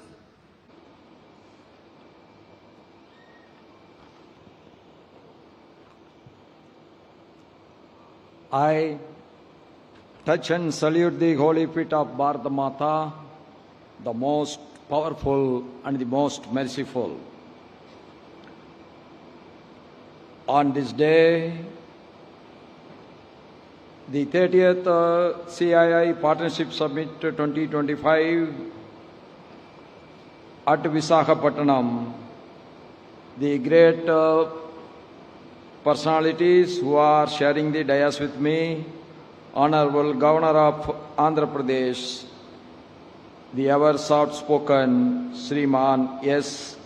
Abdul Nasir ji, my good friend for more than nearly 3 decades, the Chief Minister of Andhra Pradesh, Sriman Chandrababu Naidu Garu, the young but dynamic, who is handling the toughest job of trade negotiations, my colleague from the central government, Honorable Union Minister for Commerce and Industry, Government of India, Sriman Piyush Goyal ji, my good friend's son, now occupying the Union Minister of Civil Aviation in Government of India, Sriman K. Ram Mohan Naidu Garu, Honorable Union Minister of State for Rural Development and Communications, Government of India, Sriman Chandrasekhar ji, Honorable Union Minister of State for Steel and Heavy Industry, Government of India, Sriman Baghubadi Raju Srinivas Verma ji, President of CII, Sri Rajiv ji, Honorable Minister of IT, Electronics and Communications, HRD and Real-Time Governance, Government of Andhra Pradesh, Sriman Nara Lokesh ji, Honorable Minister of Industries and Commerce and Food Processing, Government of Andhra Pradesh, Sriman DG Bharat ji, Honorable Minister for Food and Civil Supplies and Consumer Affairs, Government of Andhra Pradesh, Sriman Nadandla Manohar ji, Vice President of CII, Dr. Suchitra K. Ella, Managing Director of Bajaj Finance Service, Sri Sanjeev Basaj ji, the DG of CII, Sri Chandrajit Banerjee ji, Chairperson of GMR Group, Sri GM Rao Garu, Managing Director Bharat Forge, Sri Amit Kalyani ji, Managing Director of Adani Ports and Special Economic Zone Limited, Sri Karan Adani ji, Managing Director of TVS Motors, Sriman Sudarshan Venu ji, Chairman and Managing Director of Lulu Group of International, Sriman M.A. Yusuf Ali ji, Secretary to me in my in Delhi, Sri Amit Gareji, Chief Secretary to Government of Andhra Pradesh, Sriman K. Vijayanand ji, Apollo Health Company, Srimati Swapna ji, and the delegates, ministers from various countries, and the business executives who have taken this great destination, Visakhapatnam, for their investments. My warm welcome to all the participants of the summit, both from India and abroad. Under the leadership of our Honorable Prime Minister Sri Narendra Modi ji, the industrial growth is getting stimulated. The economical growth of this country is getting stimulated. From nowhere, we are now occupying the 4th economy of the globe today, and it is ever growing. And the greatest achievement of our Prime Minister is that he will go into the world history as the leader who liberated the maximum poor people from poverty. When he took over, nearly 30% of the Indian population were below the poverty line. Today, I think it is somewhere around 7 to 8%. I agree, still we have to go, but we will be achieving it. This is the greatest achievement of our Prime Minister. That is how we want every country in the world should eradicate the poverty. Why we have to do business? We have to do business to stimulate the economical activity. Why we have to stimulate the economical activity? That is the only way that we can create wealth. Why we have to create wealth? Unless the wealth is created, the poverty cannot be eradicated anywhere. So doing business should be ease. Doing business should be a pleasant activity, and I am sure Andhra Pradesh, the destination for doing business, is one of the most wonderful business environment created by the state government. And in business, you have to take the life achievements of the Andhra Pradesh Chief Minister Chandrababu garu as a role model. Business is always one, there will be ups and downs. There will be boom, means there will be recession also. Chandrababu garu started his political career, public life, as the Chief Minister of the United Andhra Pradesh. Today, our Hyderabad is one of the best centers of IT, and it is called as one of the best IT hub. It is all because of his hard work.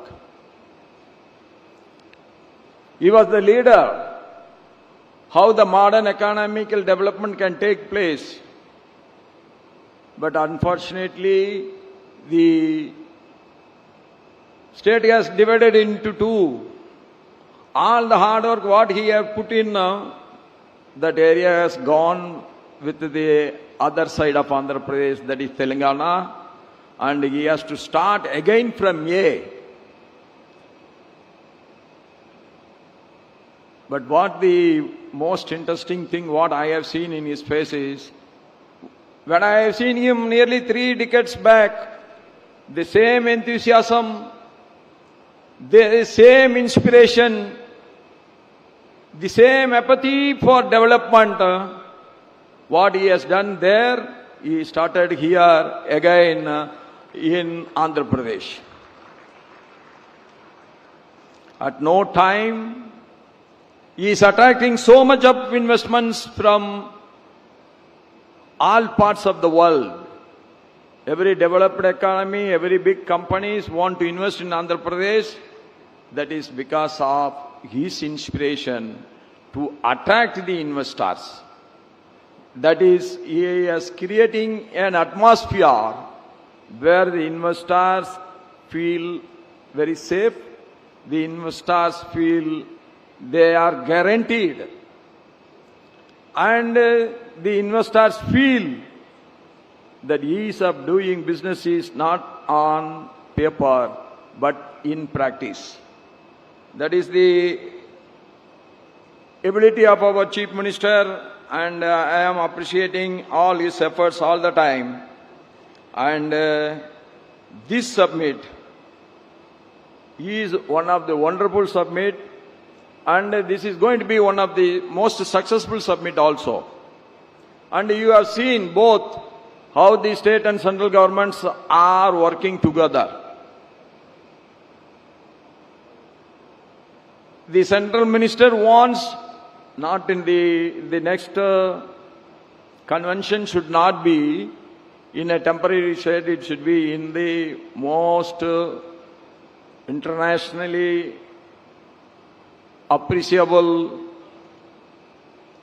venue and also one of the best building that has to be created.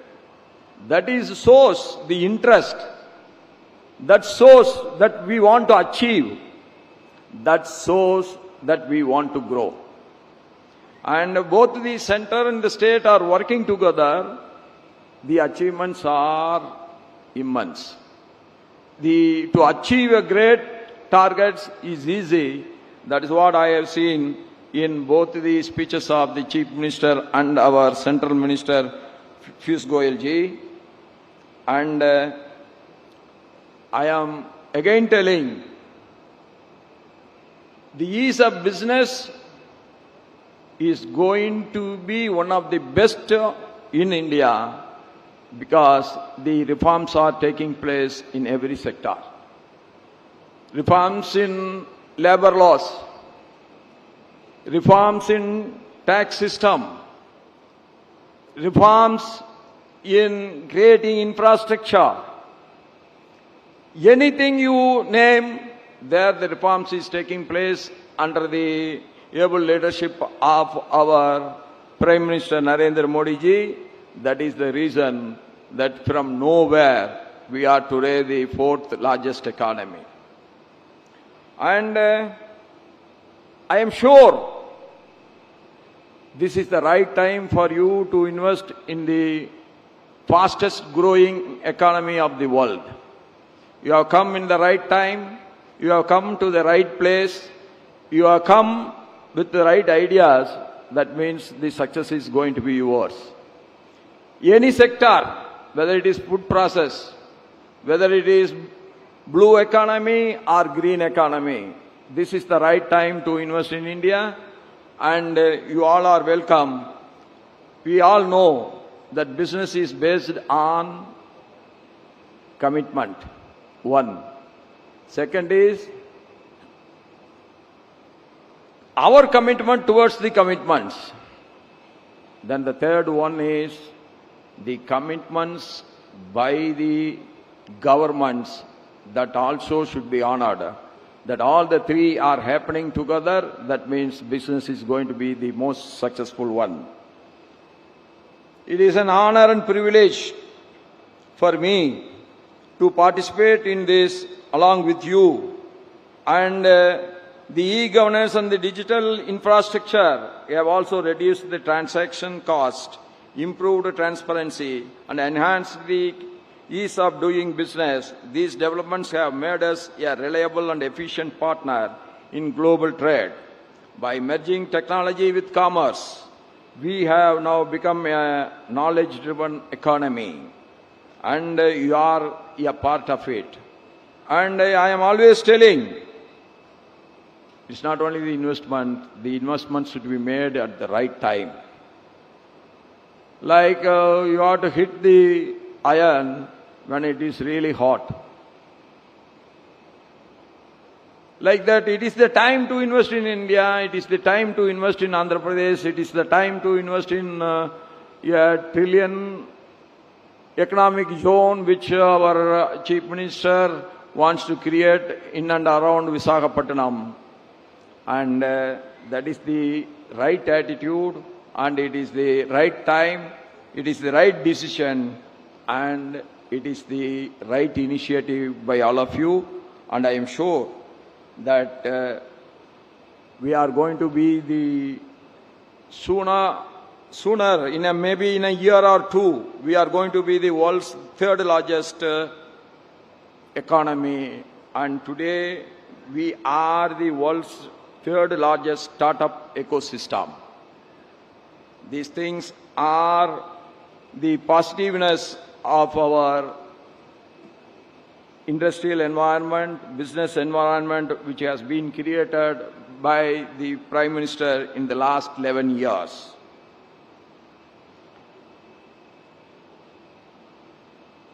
Energy sector of our country Our goals offer new opportunities. At present, we have crossed the total installed electricity generation capacity of 500 gigawatts.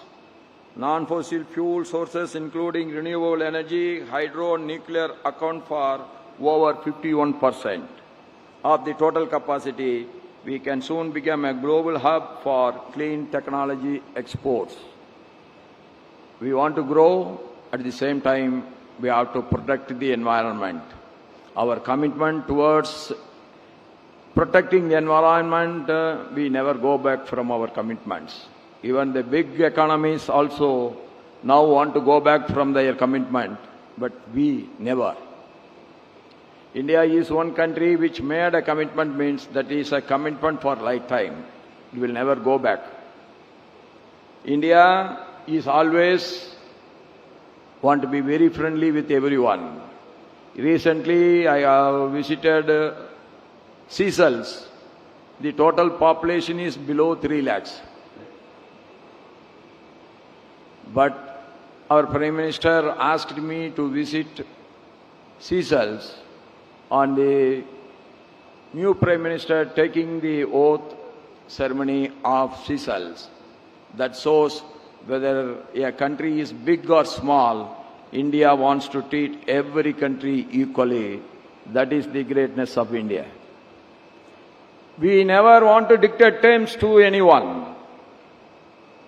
That is the greatness of us.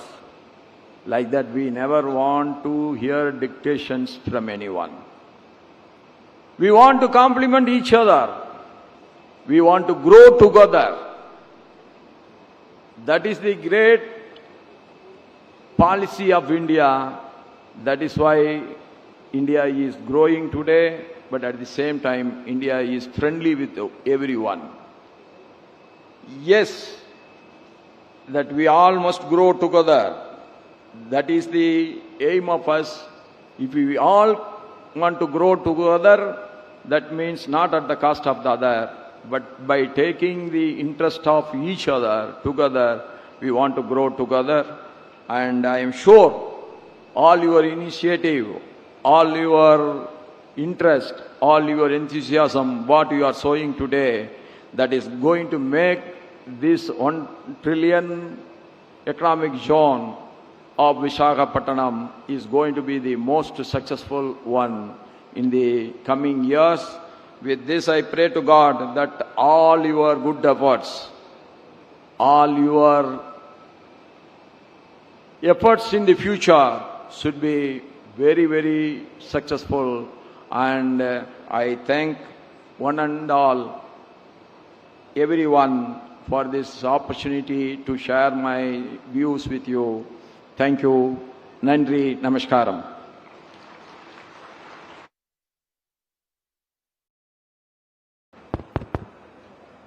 Thank you, Your Excellency, Honorable Vice President of India, Shri C.P. Radhakrishnan ji, for your notable and inspirational address. Ladies and gentlemen, I would like to now request Honorable Chief Minister of Andhra Pradesh, Shri N. Chandrababu Naidu ji, to kindly present a memento to His Excellency, Honorable Vice President of India. This is a small token of appreciation, respect, and honor.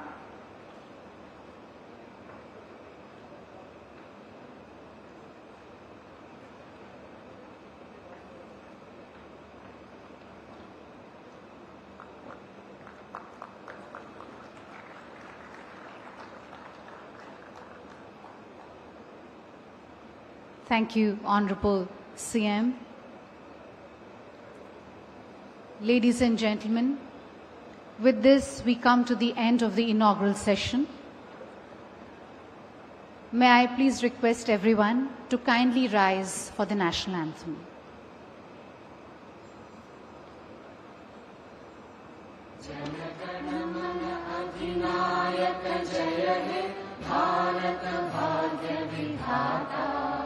Punjab Sindh Gujarat Maratha Dravida Utkal बंगा विंध्य हिमाचल यमुना गंगा चल जलधितरङ्गा तव शुभ नामे जागे तव शुभ आशीष मांगे गाहे तव जय गाथा जन गण मंगलदायक जय हे भारत भाग्य विधाता जय हे जय हे जय हे जय जय जय जय हे.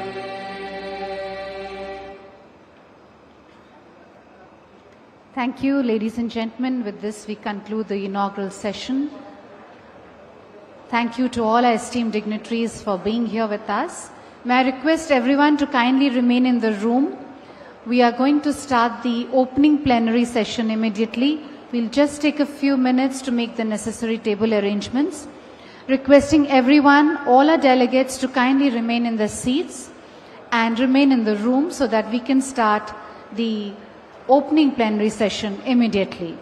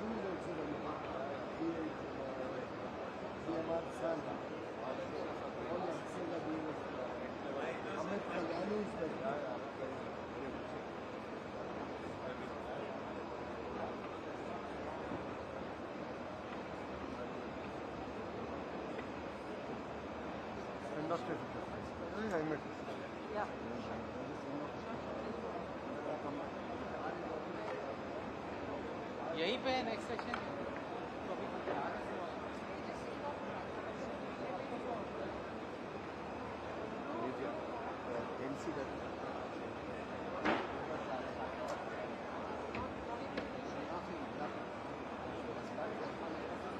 You want me to? If you want, I can't.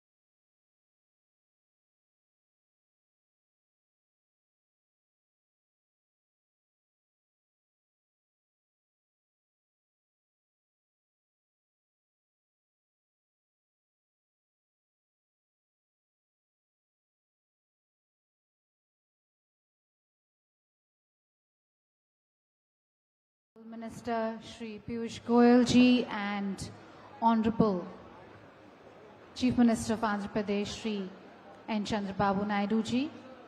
We'll have a host of excellencies who will be giving their perspectives, requesting all to kindly take the respective seats and join for this opening plenary session.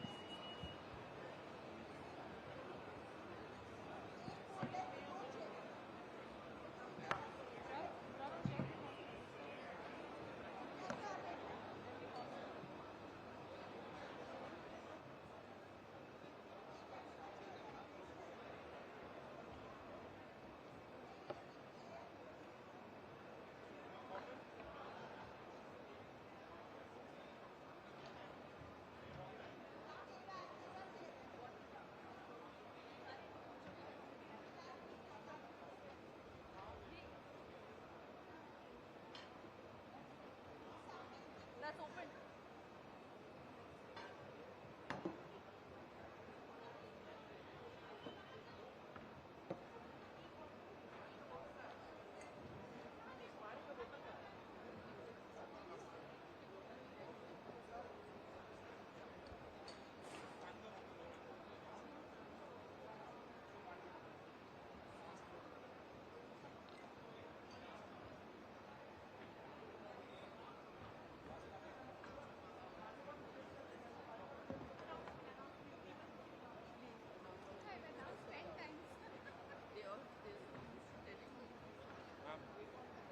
Firstly, this theme will come, then a theme will come. After the theme is over, you will tell me the names and names will pop up. Announce the name. हाँ, मैं बोल रहा हूँ वो impact नहीं आएगा. We have decided. Just ask everybody. Just ask everyone to let us नाम बता दो हम लोग. I am being strictly told not to take the name. Don't take the name. Let's start. Sir, The session will start soon. That is announced in No, sir. Sir. CM sir is ready. CM sir is also ready. Please, just tell him. May I request everyone to please take the respective seats. We are about to start the opening plenary session.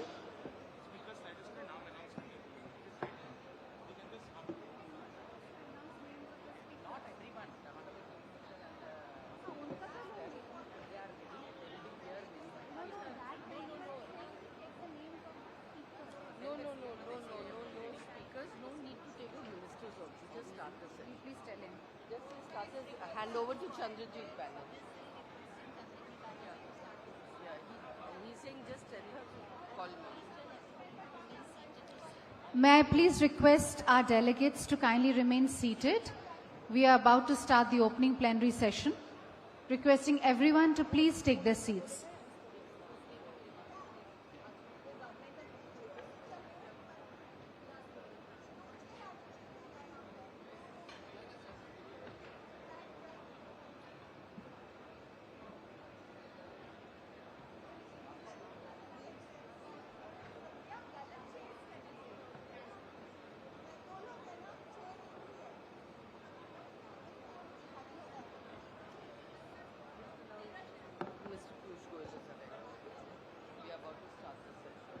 Ladies and gentlemen, Honorable Minister Shri Piyush Goyal ji is joining us for this opening plenary session. May I request everyone to please take the respective seats.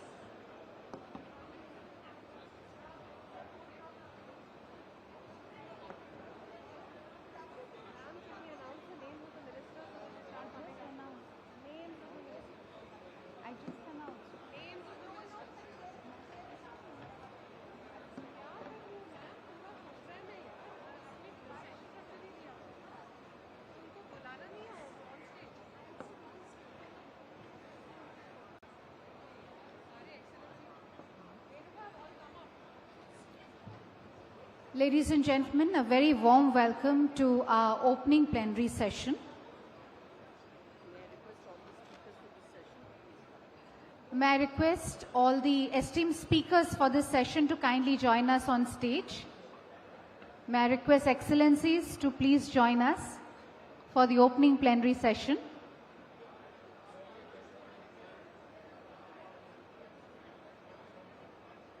Requesting all our esteemed speakers for this session to please join on stage.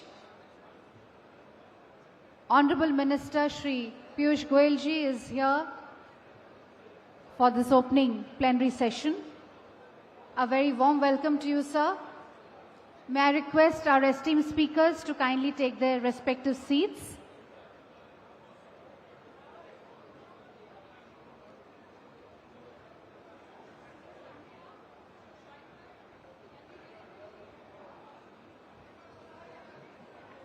May I request our esteemed speakers to kindly take their respective seats.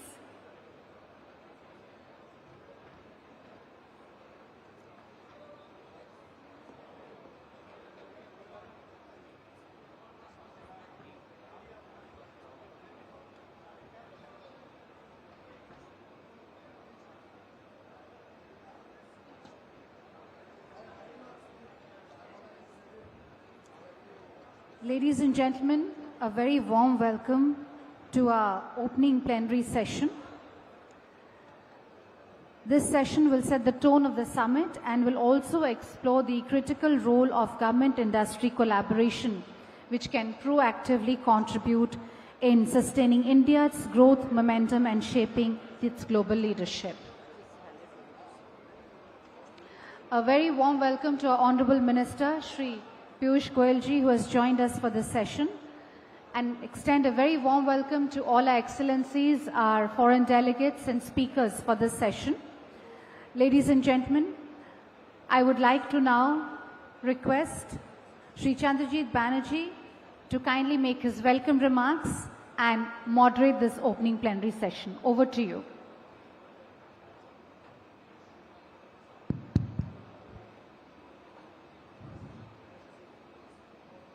Honorable Commerce Minister of India, Honorable Ministers, Excellencies on the dais, we have a situation at hand in terms of an overrun of time, and therefore I'll just cut out on everything else, but to just welcome all our esteemed speakers on the dais for being here for this opening plenary focused on trade, led by the Commerce and Industry Minister of our country. And we will have short remarks and addresses by our esteemed guests from all across the world, our ministers, and then move over to our Commerce Minister to see how he puts it all together in terms of working together in a world which is full of turmoil and trouble. So I'll start with the Honorable Director General of the World Trade Organization, Dr. Ngozi, someone who has been with come to CII. Madam Director General. Madam Director General, we start with you as our opening speaker.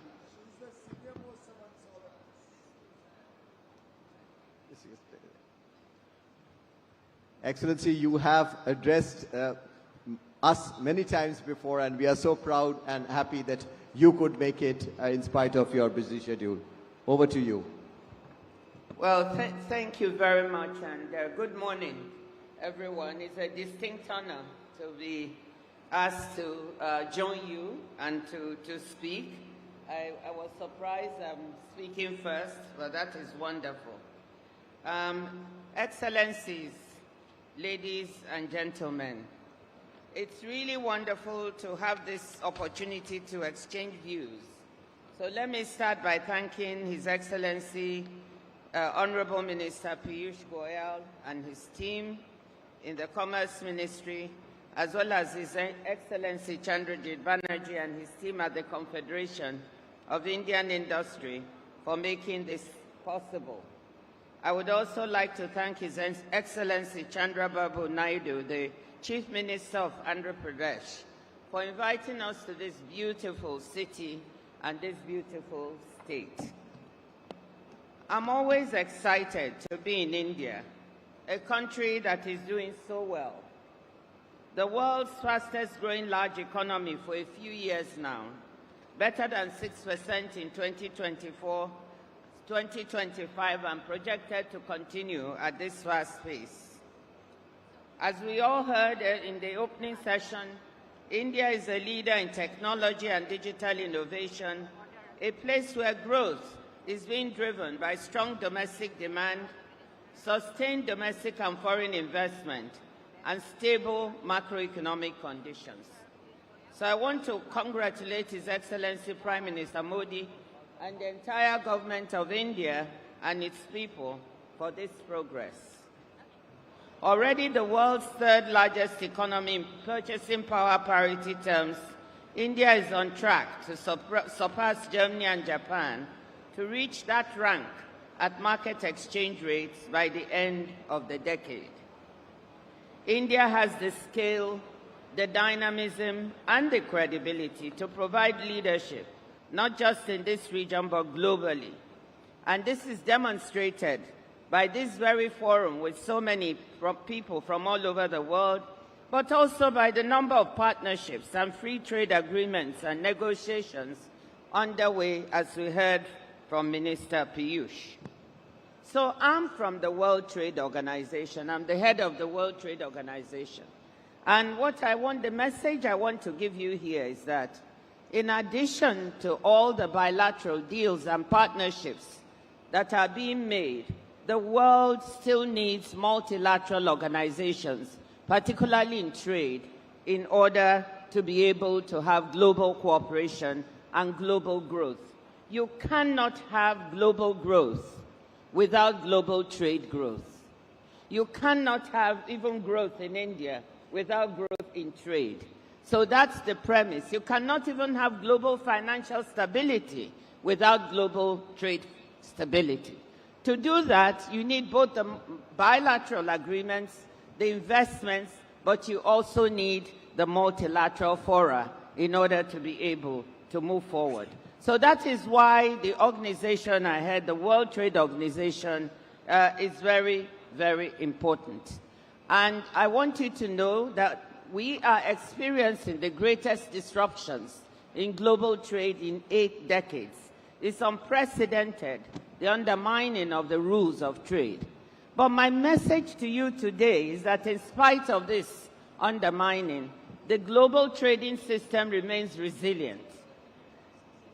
Almost 3/4 of world's goods trade, 72% to be exact, is still going on WTO terms. When I say these numbers, people are surprised because they think that the trading system has been very broken. It's been battered, as I always said, bruised, but it's still standing and is very resilient. So 72% of world trade is going on WTO terms. The WTO still provides all those bodies of agreements and rules that provide stability and predictability to world trade. It is not government officials that trade, it is the business sector. You know what you need in order for you to have stability and predictability in trade. And I think the business community are some of the biggest supporters of the World Trade Organization. Most of the delegations that I receive in Geneva come from the business community, and they say what you provide as the WTO helps us make business work. So that's one of the reasons I thought it would be important to be here today to say that even as you invest and you talk of partnerships, you also need to think about trade and the multilateral engine that makes trade work. So the WTO has agreements on customs valuation, how your goods are valued when they arrive at a country. I call it a very unsexy agreement. Not many people think about it, but just imagine if you as a business person sent your goods to a destination with one valuation in mind and you got another one, you could lose lots of money. But we have the agreement that makes sure that common methodologies are followed to value your goods. We have the intellectual property agreement. We have the technical barriers to trade agreement, a science-based approach that ensures that quality, human health and safety are respected and that these are not used as protectionist measures. Intellectual property agreement alone ensures $500 billion in earnings, over $500 billion each year are earned by businesses from patents and royalty rights as a result of this agreement at the WTO. $144 billion of that last year went to the United States, a quarter of the total amount to the EU and the rest to the rest of the world. Without this agreement, we would not be able to have that. So this is why the World Trade Organization, just among many reasons, is important, and why it is important for all of us to see how to maintain the resilience. We are projecting 2.4% growth in world trade this year, less than the 2% we had projected at. This is much, much higher than the 0.9% we projected in August when we were looking at the impact of reciprocal tariffs. So why is it better? Because business people have reconfigured the way they trade. There has been front-loading in the U.S. ahead of the tariffs, front-loading of goods. South-South trade is growing faster than other types of trade. AI, 42% of the growth in trade today is driven by AI-related goods. That is amazing. So we see this global resilience in trade. But it is fragile, and it cannot be taken for granted. And that is the next message I would like to leave with you. We are actually projecting world growth in trade for next year at 0.5%. And in my view, if we do not work hard to reform those things within the system that don't work so well, then we will not be able to sustain the resilience. So that's the second part of the message I want to give you today. And that work, it means a great deal of reform of the multilateral trading system and the WTO. We agree that the system has been bruised. As I said, if you look at the scale of the U.S.'s unilateral tariff actions, it's dramatic. The average trade-weighted tariff of the U.S. has increased from about 2.5% at the beginning of this year to about 17% at this very month that we're talking. So the scale and rise of impediments to the system are there. But whether we agree with the U.S.'s unilateral actions or not, we must listen to what they say about the criticisms. And as I often say, I agree with a lot of the criticisms that the U.S. has made about the way the multilateral trading system has functioned and the WTO. Whether they are talking about the rise of non-tariff and tariff barriers over time, the lack of transparency in the system, unfair trading practices, level playing field issues, and so forth, I think we need to pay attention to these complaints, because if we do not, we will miss the opportunity to take care of them. But they are not the only ones that have complaints about the multilateral trading system. India and many developing countries have also voiced complaints and concerns about lack of action and existing ministerial mandates. This is a particular one for India, like the public stock holding, or the lack of better integration of developing countries into the multilateral trading system, the lack of policy space for industrialization for many developing countries. These complaints are genuine. We know that the trading system has not worked as well as it should have for many developing countries. We know that the Doha round was not completed, leading to frustrations and lack of trust on the part of many developing countries that are still felt acutely today. But my thesis now is that we have a chance to address these challenges in the system, to build greater resilience and seize emerging opportunities in the trading system. Repeating past grievances and not moving forward on finding solutions is not the way to build a globally responsive trading system. Instead, if we do not act, the very sources of strength we have might become sources of frustration the consensus decision-making system we have at the World Trade Organization may become a source of frustration instead of legitimacy.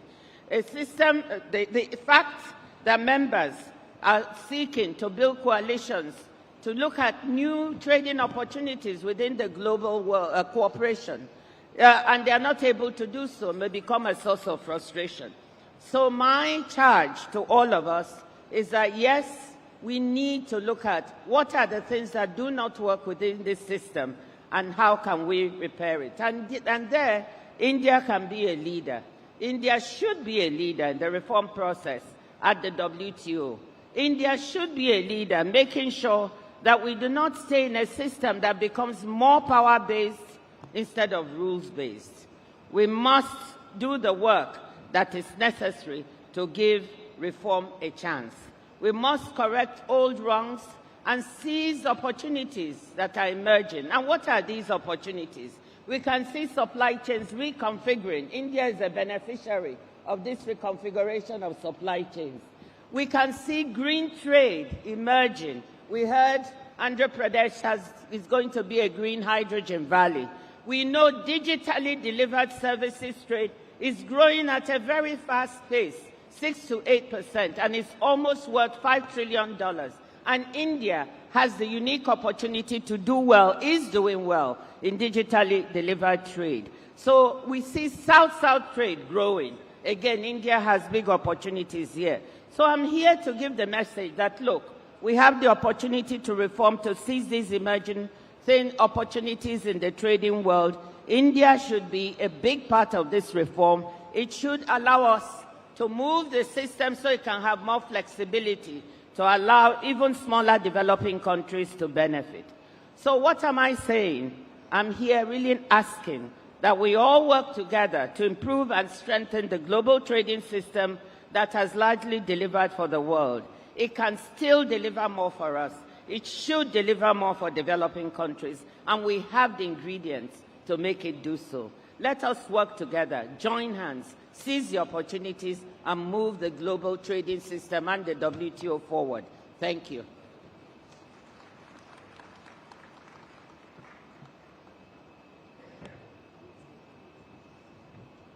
Thank you, Excellency. Thank you, the Director General of the World Trade Organization. Excellencies, ladies and gentlemen, we'll go on in an alphabetical order of the ministers of the countries present. So therefore, I'll go to the Minister of Commerce and Industry of the Republic of Angola, His Excellency Oliveira.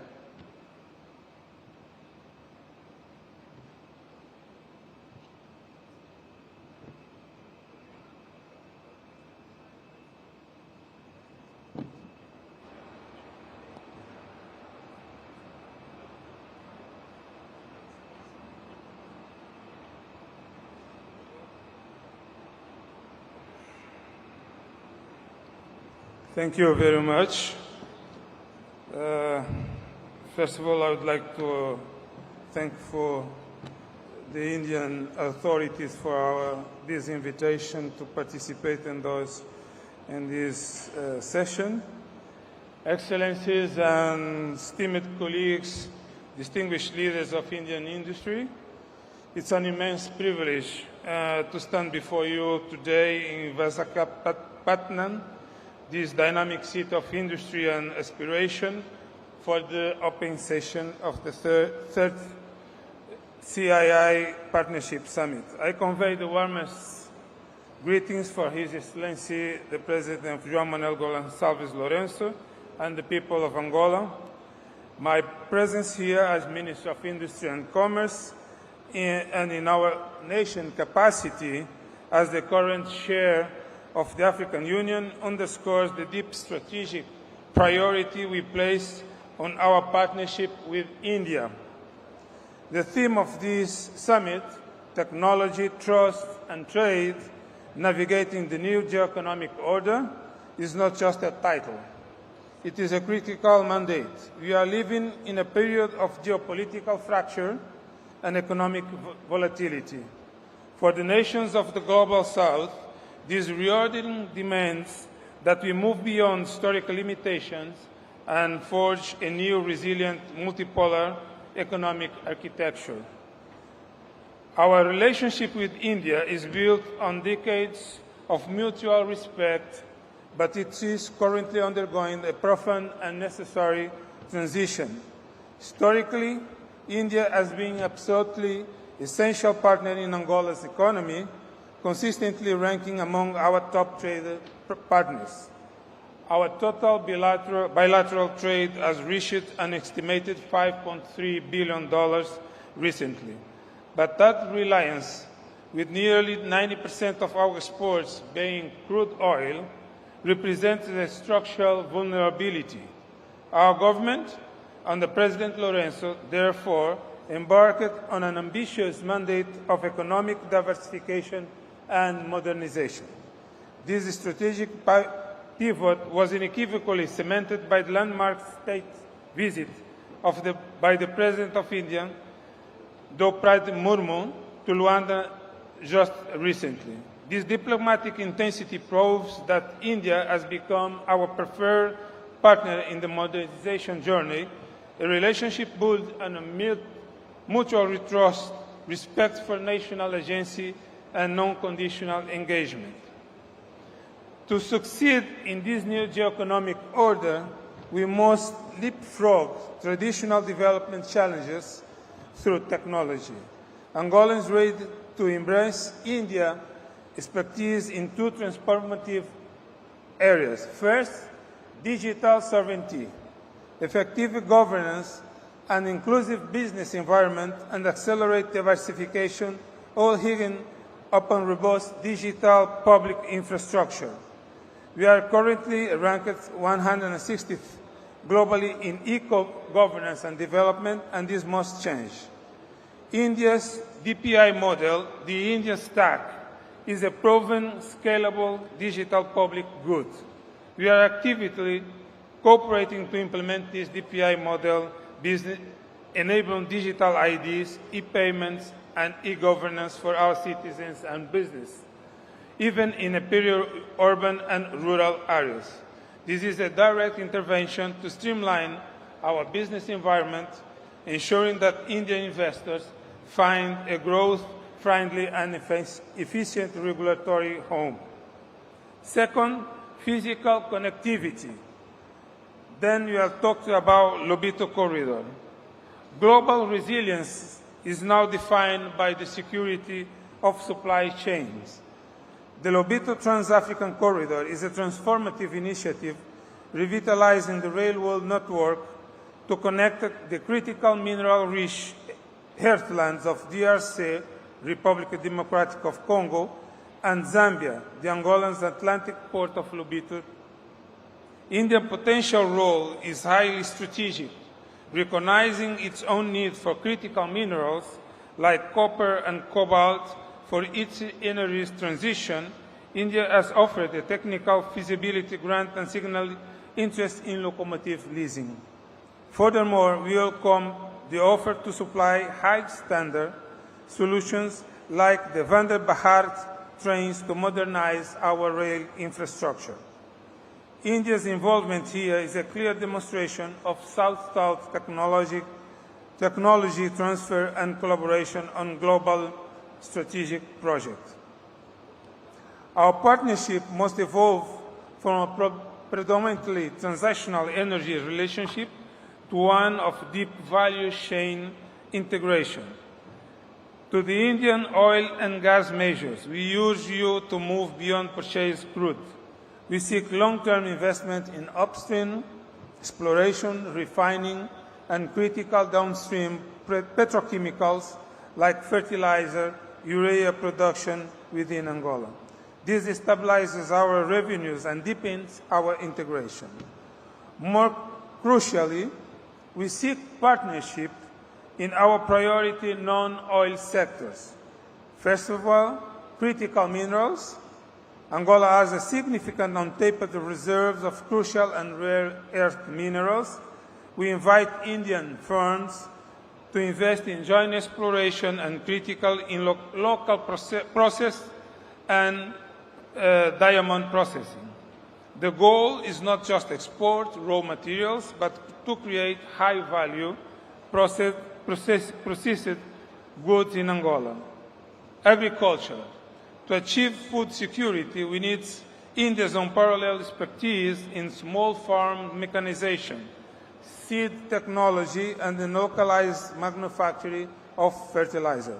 We welcome proposals for large-scale contract farming and agricultural supply chain developments.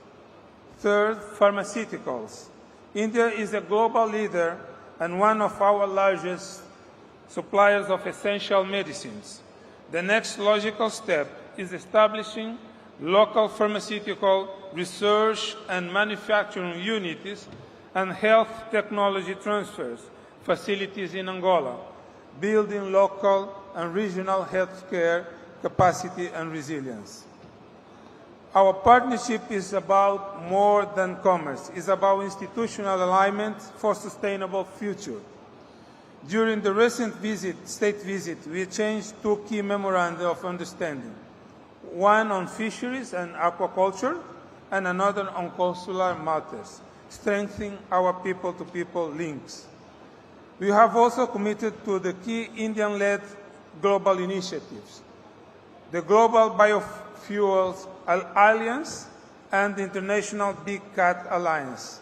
This signals our shared vision on clear energy transitions and environmental stewardship, which in turn reduce political risks and builds confidence for long-term private sector investment. Furthermore, we thank India for the 200 million defense line of credit, a commitment that bolsters our national security and technological self-reliance.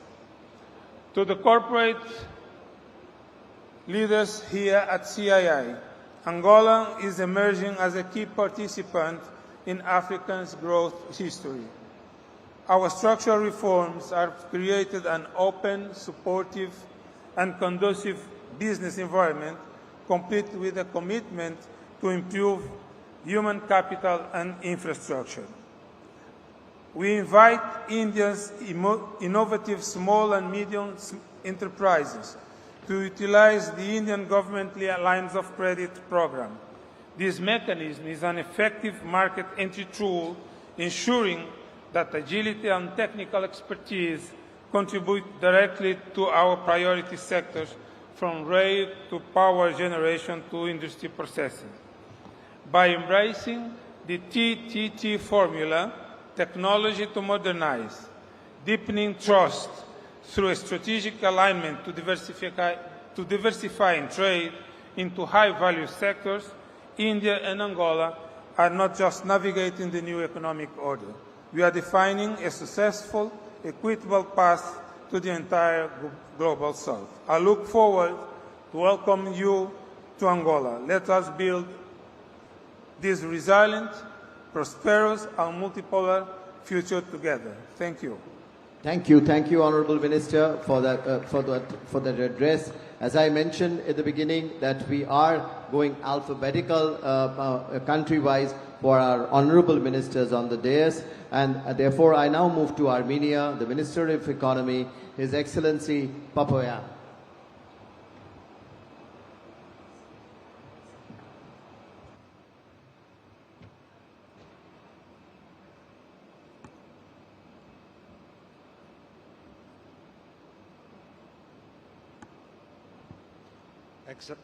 Excellencies, distinguished ministers, esteemed business leaders, ladies and gentlemen. It's a great honor to address this distinguished audience at the 13th edition of the Partnership Summit, a platform that for 3 decades has successfully brought together international organizations, governments, and private sector leaders to shape the global economic agenda.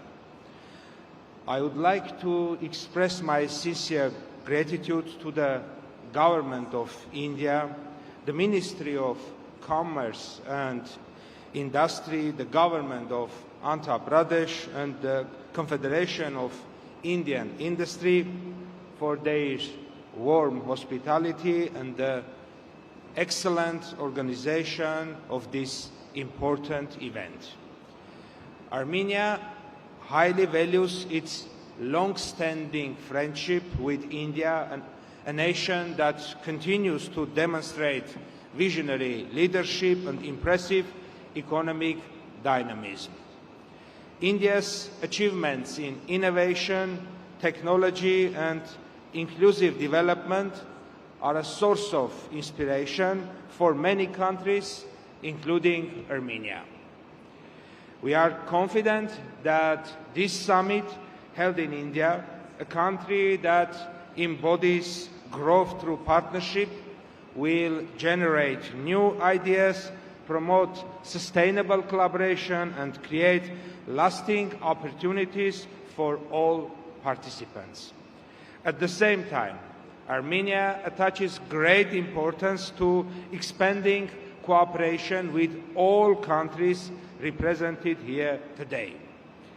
The challenges of our time, from ensuring economic resilience and digital transformation to addressing climate change and supply chain security, require global dialogue, collective action and partnership that transcend borders. Dear colleagues, today Armenia stands at a pivotal stage of transformation. Through consistent reforms, we are building a diversified, expert-oriented and innovation-driven economy. Our newly adopted expert promotion strategy 2025-2030 focuses on enhancing industrial competitiveness, supporting small and medium enterprises and improving the business environment. This strategy reflects Armenia's vision to position itself as a reliable and dynamic partner in the global economy. Due to the latest developments in the region, Armenia is increasingly becoming a regional hub for investment, innovation and connectivity, a natural bridge between Asia and Europe. Our unique geographic position allows investors and businesses to access both the Eurasian Economic Union and European Union markets. We are strengthening our industrial zones, logistic hubs and free economic areas to facilitate international trade and production. Armenia offers attractive opportunities in renewable energy, high technologies, electronics, pharmaceuticals, agrobusiness, tourism and education. Sectors where international investors can achieve sustainable and mutually beneficial results. One of Armenia's flagship initiatives is the Crossroad of Peace project, a comprehensive program designed to restore and expand regional connectivity. This initiative envisions the creation of a modern network of transport, energy and communication routes linking the South Caucasus, the Middle East and Central Asia. Its goal is simple yet transformative: to turn Armenia into a vital link connecting economies, ideas and peoples. We believe that economic cooperation and partnership are the most effective instrument for building trust, stability and lasting peace in our region. The themes of this year's summit, trade, industrialization, sustainability, climate action, innovation and inclusion, align closely with Armenia's own economic agenda. They are the same. We are committed to integrating green growth, digital transformation and industrial modernization into our development strategy. And we see this forum as an exceptional opportunity to exchange best practices and explore joint initiatives with partners from every country. Armenia approaches international cooperation with openness and confidence. We welcome collaboration with India and with all countries represented in this summit on the basis of equality, mutual benefit and shared vision. Together, we can build sustainable supply chains, strengthen global and regional connectivity and unlock the full potential of international trade and investment. Ladies and gentlemen, in conclusion, I would like to reaffirm Armenia's readiness to engage in constructive partnership that advance shared prosperity and peace. The Partnership Summit reminds us that true progress comes not from competition, but from collaboration, from building bridges rather than barriers. Armenia stands ready to contribute to this common goal and to work hand in hand with all of you to create a more interconnected and sustainable future. Thank you once again. Thank you, sir. Thank you very much for your comments and address. And now I therefore move to Canada and the Minister of International Trade, the Honourable Mr. Sidhu.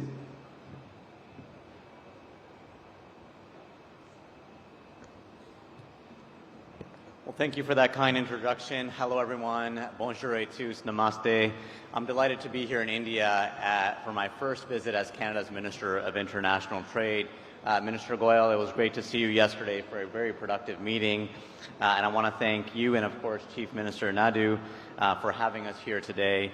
I also want to thank the CII team, Director General Chandraji Banerjee, and, of course, President Rajiv Memani, and your incredible team for bringing us all together, and a huge congratulations for your 30th summit. As you know, Canada, Prime Minister Mark Carney and I have set an ambitious target of doubling our non-U.S. exports to the tune of $300 billion. Our new government is making big changes. We passed legislation in June to get big nation-building projects built faster. Projects that would typically take 10, 20, 30 years, we're going to get that done in 2 years in terms of permitting. That means ports, energy projects, critical mineral projects will be built faster in partnership with the provinces, territories, indigenous communities. We're welcoming investors from all around the world. We're welcoming close to the tune of $500 billion to get these big projects built faster, and we welcome Indian investors. In trade, Canada has been taking ambitious steps to achieve that goal, starting with diversifying our international trade portfolio and unlocking new markets for Canadian businesses. And as Dr. Ngozi said, rules-based trade must be protected, and Canada is seen as a reliable, stable trading partner and will always be seen that way to protect rules-based trade. Last month, I joined Prime Minister Carney at the ASEAN Summit because we believe that the Indo-Pacific region is an important partnership for Canada. To that end, you may have also heard Prime Minister applaud the progress Canada and India have made since he met with Prime Minister Modi at the G7 Summit in Canada in June, and since my colleague Minister Nand was here last month. I'm here to continue that progress by strengthening trade and investment ties and helping Canadian businesses make connections with Indian partners. Indeed, the things that are being discussed at this summit, tech, AI, manufacturing, energy, critical minerals, sustainability, environment, and social safeguards inclusion are areas where Canadian firms have a lot of experience and can contribute to India's growth. In October, our countries laid out a roadmap focused on greater bilateral collaboration in many of these same areas and more, including infrastructure, digital innovation, agri-food, and reinforcing our partnership in education. And yesterday, we had a fruitful conversation on areas of collaboration and trade, as well as investment opportunities in both here in India and Canada. Minister Goyal and I launched the Canada-India Ministerial Dialogue on Trade and Investment to strengthen cooperation on our economic partnership. Minister Goyal, I think we can both agree that those discussions were very fruitful, and I look forward to having more of those with you. Those meetings and events like the summit not only help deepen our long-standing people-to-people ties, they also build on the strong trade and investment ties that we already have. Now, looking at the partnership list right behind me, many of the partners here that are supporting this summit have a footprint in Canada. Canadian institutional investors have put $107 billion into India. Canadian firms employ at least 50,000, while Indian investors in Canada employ thousands, and these figures keep growing every year. Two-way trade is steadily growing. In 2024 last year, our bilateral trade reached nearly 31 billion Canadian dollars, and there's much more room to grow. Looking ahead, I see a bright future. Our economies complement each other. Canada can provide the natural resources like energy and innovation to power India's growth. Together, and I really mean government and industry working hand in hand to carry this momentum forward. I understand the value of industry firsthand, as I spent 13 years working in international trade, and I know it will take our businesses to push our relationships forward and be our guiding North Star. Together, to borrow a cricket reference, hit a century and celebrate our shared success. Thank you, Dhanyavad, and enjoy the summit. Thank you very much, Honourable Minister, for that short and very crisp and direct message. Thank you. And I move to Mauritius and request the Honourable Minister of Commerce and Consumer Protection, the Honourable Mr. Sansing Sikh, to give his remarks and address.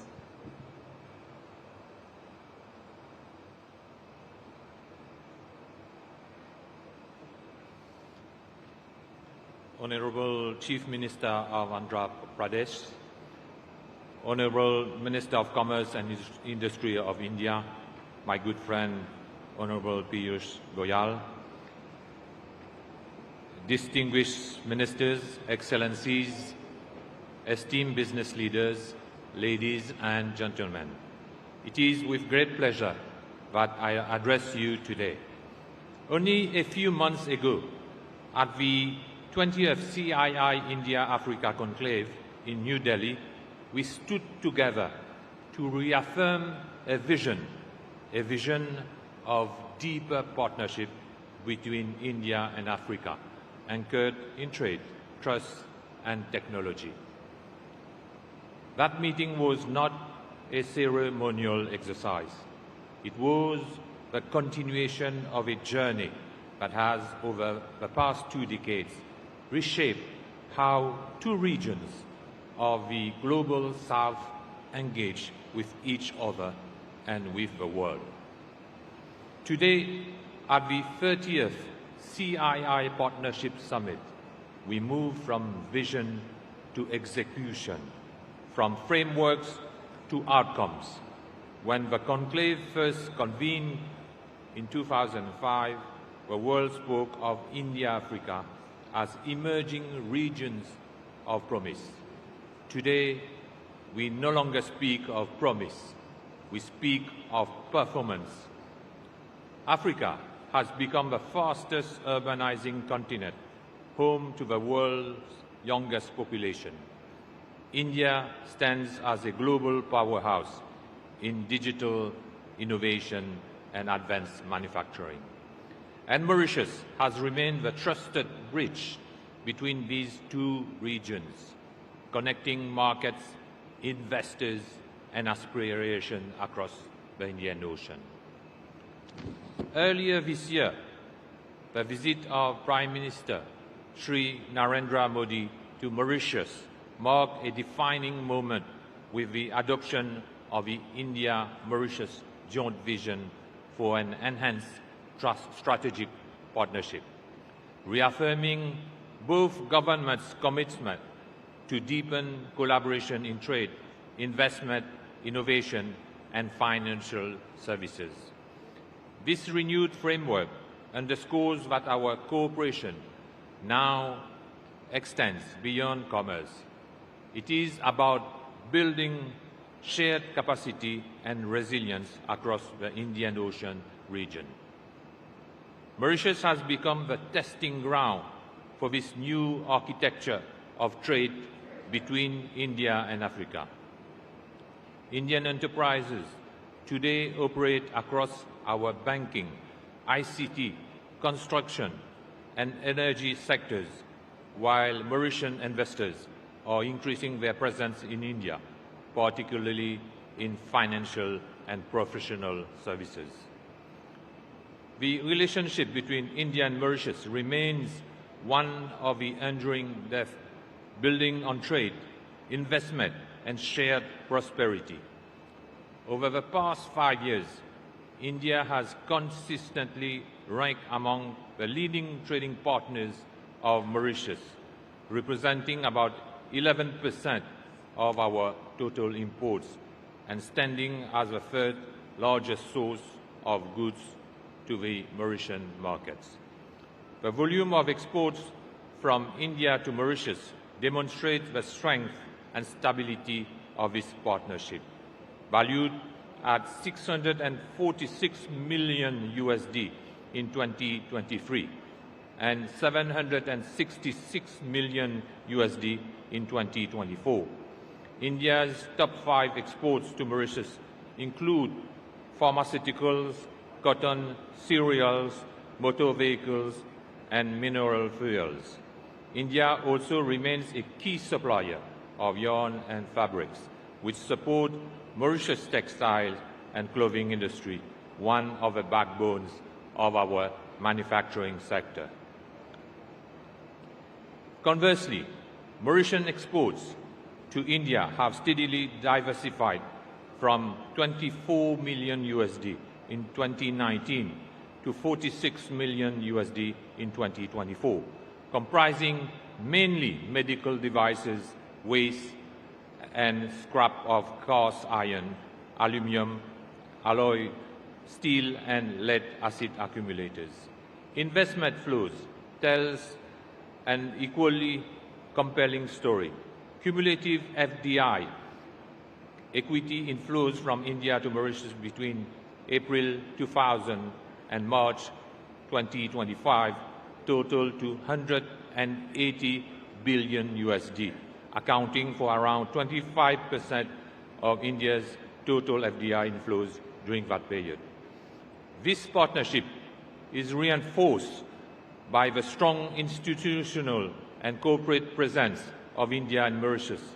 Prominent Indian public sector enterprises, including the Bank of Baroda, Life Insurance Corporation, New India Assurance Corporation, Telecommunication Consultants India Limited, Indian Oil Mauritius Limited, Mahanagar Telephone Mauritius Limited, and the State Bank of India Mauritius Limited have established operations that go beyond commerce.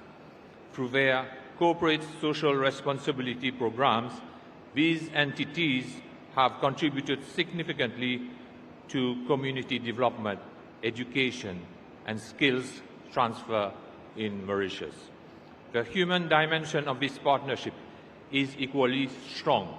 Over 26,000 Indian nationals and 14,300 overseas citizens of India live and work in Mauritius today, contributing to the social and professional fabric of our society. Meanwhile, 64 Indian companies have invested across key sectors, including healthcare, education, ICT, free port, logistics, and financial services, with renowned names such as Amenity University, Infosys, Dr. Agarwal's Eye Hospital, and the Oberoi Group, playing a visible role in Mauritius' economic landscape.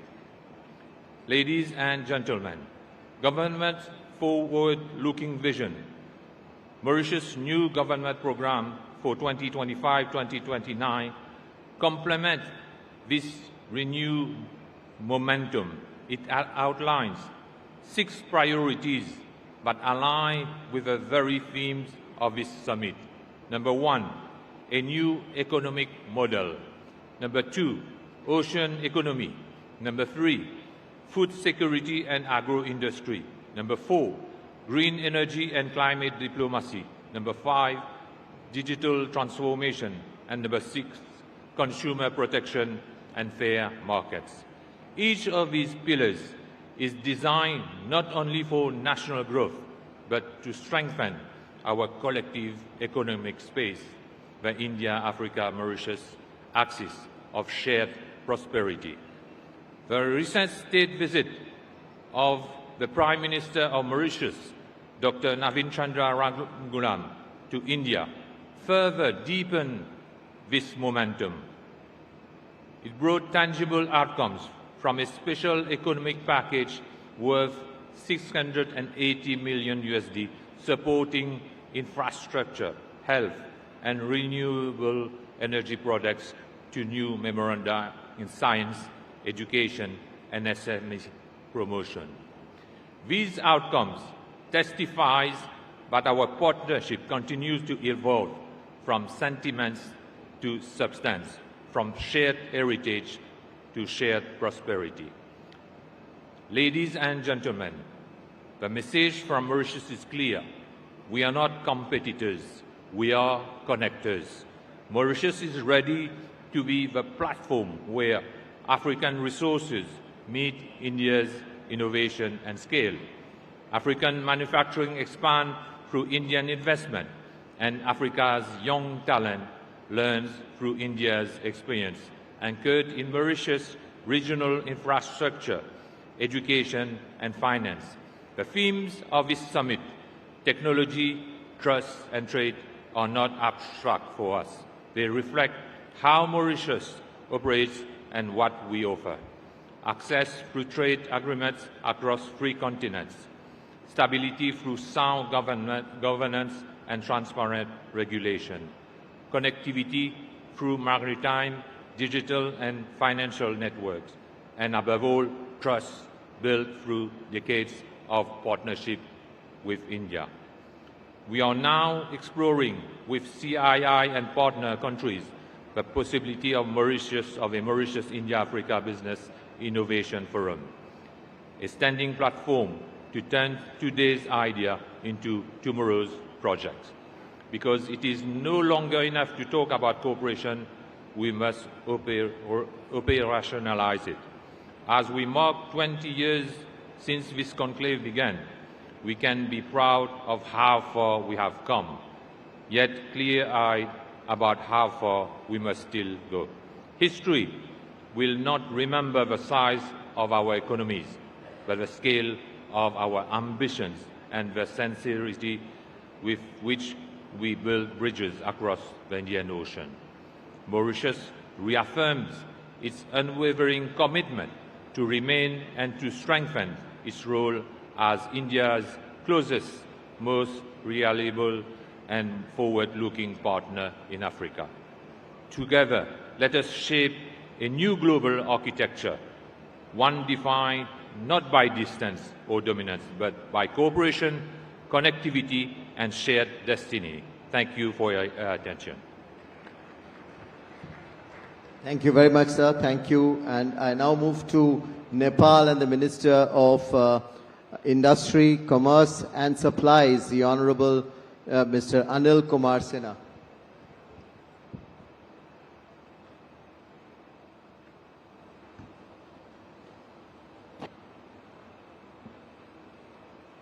Excellency, Sri Piyush Goyal ji, Chair of the Summit and Minister of Commerce and Industry, Government of India. Excellency, Sri N. Chandrababu Naidu, Chief Minister of Andhra Pradesh. Excellencies, distinguished guests, ladies and gentlemen. I extend my sincere thanks for Your Excellency, Sri Piyush Goyal ji, Chair of this Summit and Minister of Commerce and Industry of Government of India, for cordial invitation to me to this vibrant summit. It is my pleasure to address this esteemed gathering at the 30th Partnership Summit in this beautiful city, Visakhapatnam, under the visionary leadership of Sri Chandrababu Naidu. I congratulate the Government of India, Government of Andhra Pradesh, and Confederation of Indian Industry (CII) for organizing 30th edition of this summit, bringing diverse group of intellectuals and policymakers with a view of fostering partnership, collaboration, and sharing potential growth and opportunities of mutual benefit. Excellencies, ladies and gentlemen, Nepal highly values its strong and enduring relationship with India, a relationship deep-rooted in our shared history, cultural ties, open border, and economic interdependence. India is Nepal's largest trading partner, main transit providing country for trade access with third countries, and one of the largest source of foreign direct investment. We are impressed how India is working towards becoming the third largest economy in the world with high economic growth. These efforts will not only support to achieve the dream of vibrant Viksit Bharat of Indian people, but also to contribute to the economic transformation of this region. Excellencies, ladies and gentlemen, there is a profound shift in the global economy. Geopolitical alignment, supply chain restructuring, digitization, and sustainability imperatives are creating new opportunities and challenges for trade and industry. Technology also offers new modes of service exports, digital trade, e-commerce, and cross-border platforms, which help us to integrate into regional and global value chains. In the view of new geo-economic order, technology alone is not enough. Trust is the bedrock upon which trade and investment flourish. The theme of this summit, technology, trust, and trade navigating the new geo-economic order, resonates deeply with Nepal's need to achieve economic development as the country has now embarked onto the path of economic development and prosperity. On this occasion, let me allow to highlight a brief overview of Nepal's recent political change and economic development efforts made by the government to create enabling business and investment-friendly environment. Recent Gen Z movement in Nepal was unprecedented. Nepali youth raised a strong voice for more accountable, responsive, and corruption-free governance. This movement in Nepal has a clear message that our policies, programs, and actions should address the need of and aspirations of the youth. Responding to the call of the Gen Z movement, a new interim government has been formed under the leadership of Right Honorable Prime Minister Mrs. Susila Karki. The House of Representatives has been dissolved and general election for federal level has been announced for 5th March 2026. At present, our government is committed to promoting accountable, responsive, and corruption-free governance, while keeping its main mandate, the election of the House of Representatives, at the center. Our Constitution has recognized the role of private sector as a key engine of economy. The government is committed to promote enabling business environment. As the Foreign Investment and Technology Transfer Act allows foreign companies or individuals to invest in almost all sectors except a very few listed sectors. Government of Nepal has implemented a fully online company administration management information system called CAMIS for the modernization of company administration and established a one-stop service center for facilitating registration and providing facilities to the investors. Nepal National Single Window has been implemented for facilitating international trade. Our commitment on multilateral, regional and bilateral trade agreements have made Nepal a most liberal and open market for international trade.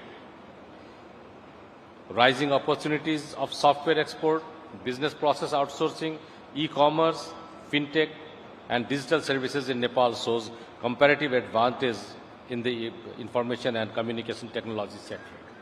Our overall indicators of Nepal's economy are positive and progressive. Foreign investors investing in Nepal are getting higher rate of return with guaranteed repatriation of profit and capital of their investment. Nepal is graduating from LDC category status in November 2026. Excellencies, ladies and gentlemen, despite our negligible contribution to the carbon emission, we have been facing serious challenges of climate change, An integrated and collective adoption approach is required from mountains to the sea to avoid climate disaster. We are facing huge trade imbalance in the international trade. To face this perennial challenge, we need continuous cooperation and support from our trade partner countries. Excellencies, ladies and gentlemen, we recognize the importance of foregoing partnerships that are built on trust, transparency, and mutual respect. It is through such collaborations that we can unlock the full potential of our economics and create sustainable opportunities for our people too. Nepal offers a wealth of opportunities in sectors such as tourism, hydropower, agriculture, information technology, and manufacturing. And many more can be explored are yet to be explored. We have immense potential in tourism sector for investment as we have possibility from Mount Everest, the world's highest peak, to Lumbini, the birthplace of Lord Buddha. Let us recognize that our theme is not abstract. The 3 T's, technology, trust and trade, is the trinity that will determine how countries like Nepal carve their place in the new geo-economic order. Nepal is committed to continue structural reform, building trade infrastructure and digital ecosystem, and creating enabling environment for commerce and industry. I invite business and investors from India and all around the globe to explore in these highly potential sectors and partner with us by bringing new technologies and expertise to materialize our shared goal of economic prosperity and inclusive growth.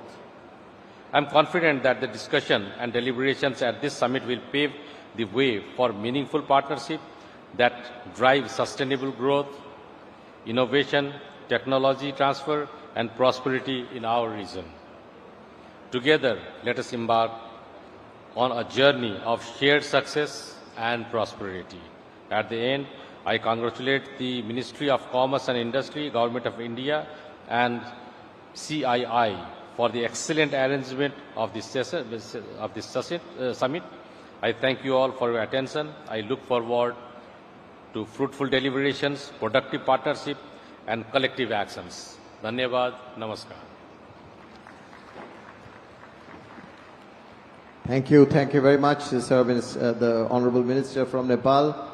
And it's now my turn to invite and request the Honorable Minister from Singapore, the Honorable Coordinating Minister for National Security and Minister for Home Affairs, His Excellency Mr. Shanmugam, to give his address.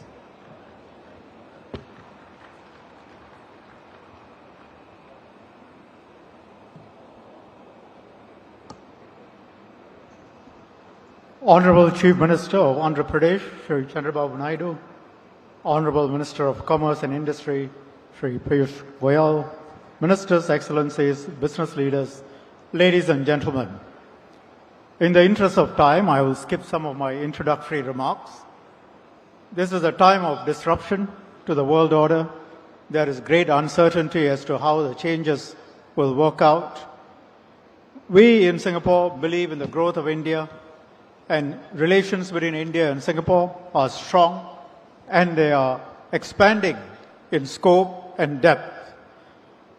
We have put in place a wide-ranging, comprehensive strategic partnership between our two countries.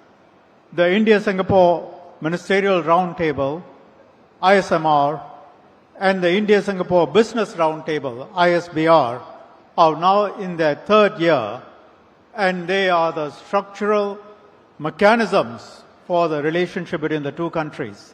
And they underpin our cooperation in many areas, including what I would say the following pillars: sustainability, digitalization, skills development, connectivity, healthcare and medicine, and advanced manufacturing.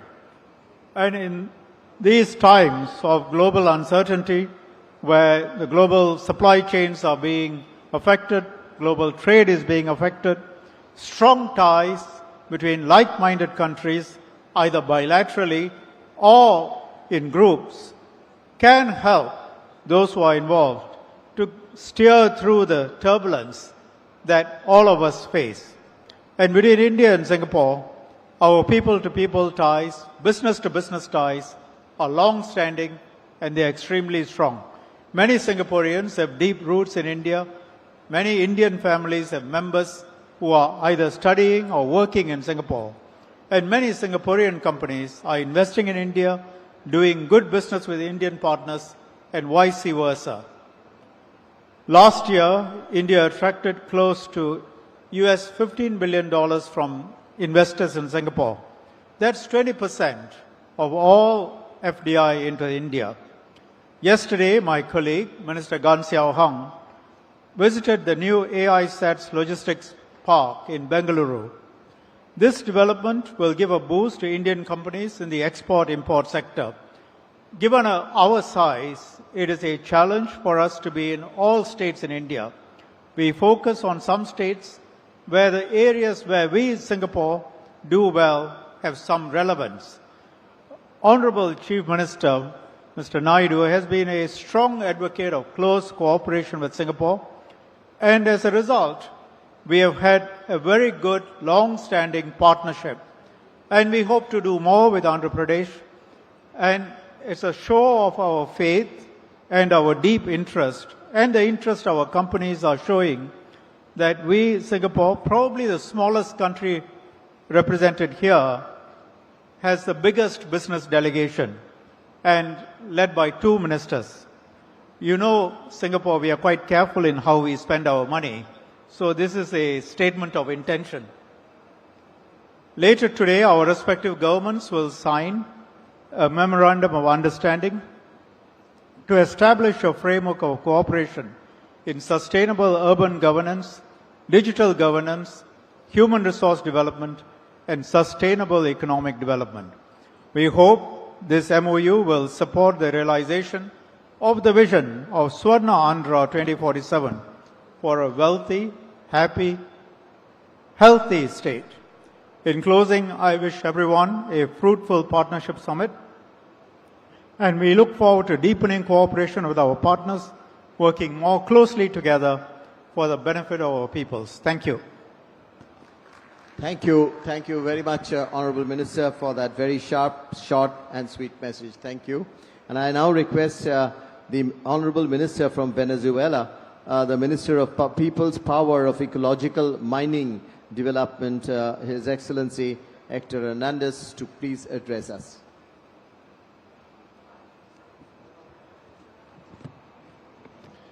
Thank you. Good afternoon. Estimated ministers, authorities, colegas and friends, good morning. Good afternoon. On behalf of President Nicolas Maduro and Vice President Delcy Rodriguez, I would like to thank the Honorable Excellency Minister Goyal for this cordial invitation to participate in this event, which stands on an important global platform to promoting cooperation and economic and trade issues at a time of profound geopolitical transformation. Our countries share a global vision and committed to ensuring the stability of the world economy. We highlight dialogue, innovation, and balanced cooperation as the imperative to face the unique challenges and opportunities arising from the current context of global reconfiguration. Likewise, Latin American and Caribbean, particularly Venezuela, represent great potential oil, gas, minerals, and many other reserves. The region is positioned as an important energy supplier, capacity to meeting global demands, specifically that of India, which is projected to drive a 23% increase in global energy demand by 2015, due to this improved development. In the economy our countries share more than 66 years of relation, marked by long-term cooperation based on the recognition of our complementations. Venezuela is an energy powerhouse, holding the world's largest oil reserve, over 303 billion barrels, and as well the world's ninth largest gas reserve. Our weight in the global energy matrix continues to grow, projected to the former by 2030-2050. Additionally, Venezuela represents a key player to the global mining industry, ranking among the top countries in metallic and non-metallic minerals, as well as rare earth deposit essential for the energy transition. We are confident that the cooperation with India will continue to strengthen, taking advantage of opportunity to expand technical and productive capacity and forest technology enterprise within industrial space and our countries and Latin America, an essential contribution to building to multipolar world. It is also important to highlight to our country holds 2,700 certificate tons of gold and more than 5,000 additional tons per into certificate. Likewise, we have 314 million tons of nickel, 1.6 billion tons of iron, 340 million tons of bauxite, and 1.1 billion tons of coal. India is emerging as global power by upholding this conviction that the world is one family. As one family, we must coexist without hegemonics, without empires, and without corporations' dictatorships. These visions align with the collective efforts of BRICS to promote the global development and growth. Brothers and sisters of India, the last partnership summit you addressed the importance of global cooperation to strengthen alliances and overcome challenges. Under this premise, Venezuela is here today to propose give you priority and Spain of the implementation of the new economy, trade, science, and technology politics adapt to a new international reality. Under the leadership of President Nicolás Maduro, the economy policy of the Bolivarian government continues to promote to the diversification and transformation of our economy. Venezuela is ready to receive investments and has the clear plan to directly to research, technology, and the offer to the externship the national market and expand our position in international markets. From Venezuela, we are reaffirmed our commitment to advance a new initiative and industrial and productive projects to grow and development for our country, build our unity, solidarity, and complementary. Thank you so much. Thank you very much. And now I move to the last panelist at this session, Excellency, the Executive Secretary of the United Nations Economic and Social Commission, the UNESCAP, and the Under-Secretary General of the United Nations, Ms. Amalda.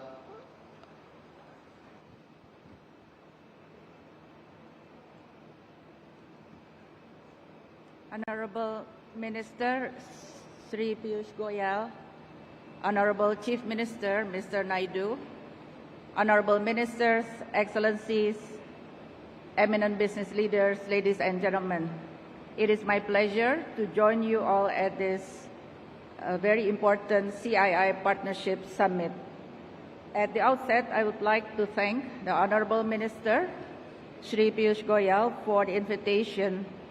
I also would like to congratulate the Government of India, Ministry of Commerce Industry, the Confederation of India Industry, and the Government of Andhra Pradesh for this timely initiative.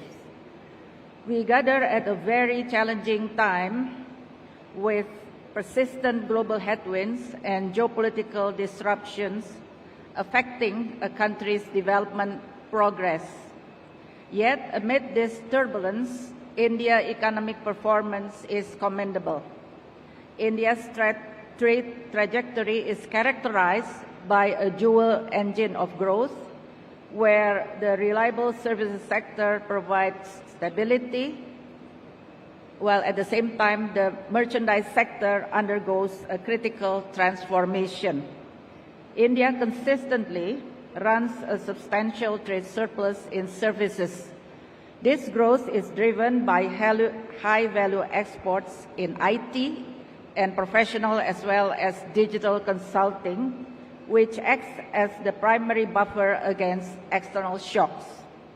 The Indian economy continues to grow due to robust domestic demand and sustained capital investment, steadfastly on track to position itself to become the world's third largest economy by 2030. These are not mere statistics, they are a testament to being able to turn challenges into catalysts, of seeing in adversity the seeds of innovation. The vision of Prime Minister Modi set a very clear agenda and roadmap for development and implemented by the action-oriented policies under your leadership, Honorable Minister Shri Piyush Goyal. The transformation of India's economy, supported by the alliance between government vision and industry ingenuity, government policy and infrastructure, together with industry's enterprise and execution, have created a fabric of resiliency and adaptability to weather global turbulence. Consider the pillars of this partnership, namely, the first one is infrastructure, which remains the backbone of economic dynamism of India's ambitious initiatives, such as the National Infrastructure Pipeline and the Gati Shakti Master Plan, exemplify how government foresight, backed by public-private partnership, can accelerate connectivity. When industry steps forward with cutting-edge technologies in smart cities and high-speed rail, India constructs corridors of commerce that links its 1.5 billion aspirations to the world's markets. In the Asia-Pacific region, where ESCAP champions regional integration, such models inspire. Our own efforts through the ASEAN Highway Network and the Trans-ASEAN Railway have shown that collaborative infrastructure can reduce trade costs by up to 30%, unlocking trillions in potential. Secondly is the digital frontier, where India is one of the global leaders. The Digital India campaign, propelled by government-led reforms in data governance and broadband expansion, has democratized access to technology for millions. Yet it is the industry's role through platforms such as the UPI, which processes billions of transactions seamlessly, that has catapulted India into a digital powerhouse. As we navigate the fourth industrial revolution, this partnership must evolve, in which governments must foster enabling regulations while industries invest in skilling the workforce for AI and cybersecurity. We see this as key to our region. Bridging the digital divide could add about $1.5 trillion to the region's GDP by 2030. India's model shows how proactive collaboration can make digital dividends inclusive, ensuring no one is left behind in the race to the cloud. And finally, the green transition is an imperative that tests our collective resolve on climate action. Government incentives such as the production link incentive scheme for renewables, coupled with industry's innovation in solar and electric mobility, are driving a just energy transition. Together, they are creating jobs, curbing emissions, and positioning India as a leader in sustainable manufacturing.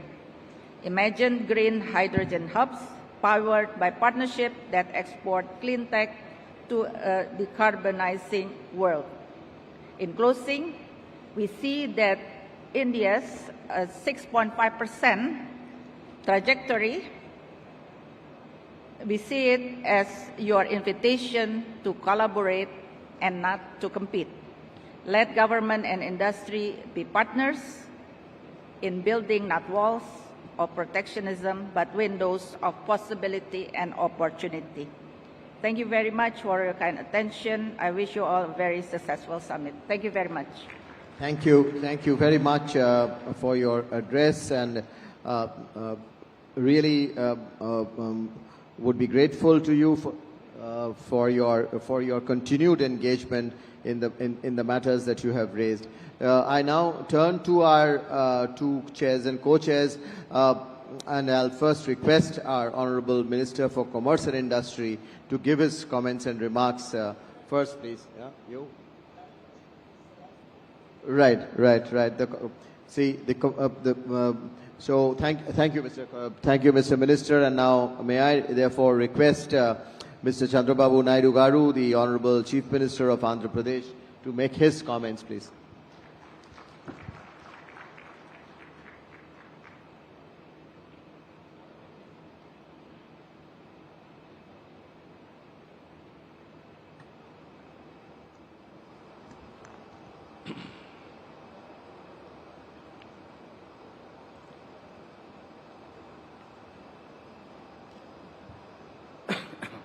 Honorable Minister of Commerce and Industry, Government of India, Chairman, 30th CII Partnership Summit, Sri Piyush Goyal ji,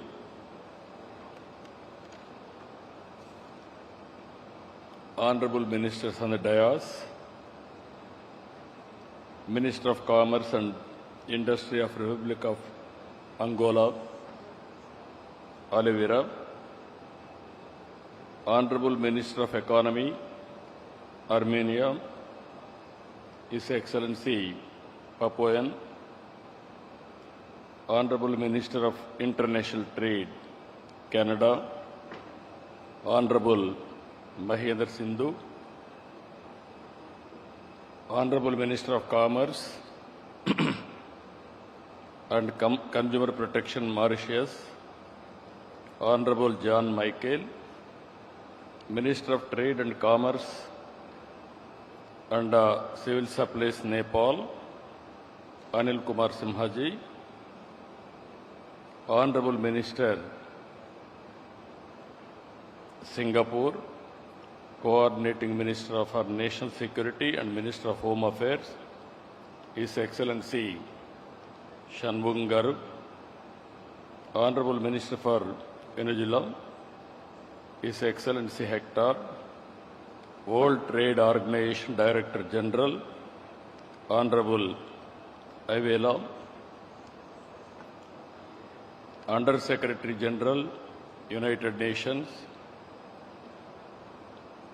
Honorable Armida, and friends.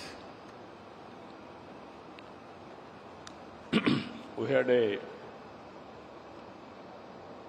elaborate speeches in the inaugural session. Today, I am very happy to receive so many delegates. Overall international registrations, 560, and also diplomats, 58 members, 13 different countries, ambassadors, high commissioners, 4 deputy heads of missions, 5 Council Generals, number of countries participation, 62 countries. Asia alone, 23 countries, and also Europe, 20 countries, North America, 2 countries, South America, 5 countries, Africa, 10 countries, Oceania, 2 countries. And also, I am very happy today, highest delegation has come from Saudi Arabia, that is nearly 78 delegates, followed by Singapore, 56 delegates, USA, 52 delegates, Russia, 50 delegates, UAE, 40, UK, 30, Australia, 29, Germany, 16, Sri Lanka, 15, Japan, 11, Canada, 10. These are all the top countries which are representing more than 10. We are very happy. It is not only investment summit. As a matter of fact, these 2 days, nearly we are having 46 sessions. Even every year I used to go to Davos. In Davos, we can network, we can learn what is happening globally, and also we can have business. It is a win-win situation. Same thing here. Nearly 76 international experts are going to discuss on various subjects. According to me, learning and de-learning is a continuous process. World is moving very fast. Sometimes what you learned yesterday, it is irrelevant today. And also technology breakthroughs have come in a big way. So here, we can offer to you in Andhra Pradesh, this is also another important issue I want to place before you. All 62 countries you attended here, your trade delegations are here. If you can invest in India, in turn, all of us, even from India, will invest in different countries. That is the biggest harmony we can establish. We can understand each other, we will respect each other, and also in future we will live together. According to me, today we are seeing geopolitical situations. Even to maintain harmony, this is one way all of us has to work together. Even there are developing countries, there are developed countries, even small countries are doing extremely well. Even Singapore, even Dubai, their population is very small, but their best practices and also their achievements, if you can see, yes, recently I was in Dubai. They are planning very soon, within 1 year time, drone taxis. That is how things are happening. Even Singapore, from the beginning, they are helping us so many things.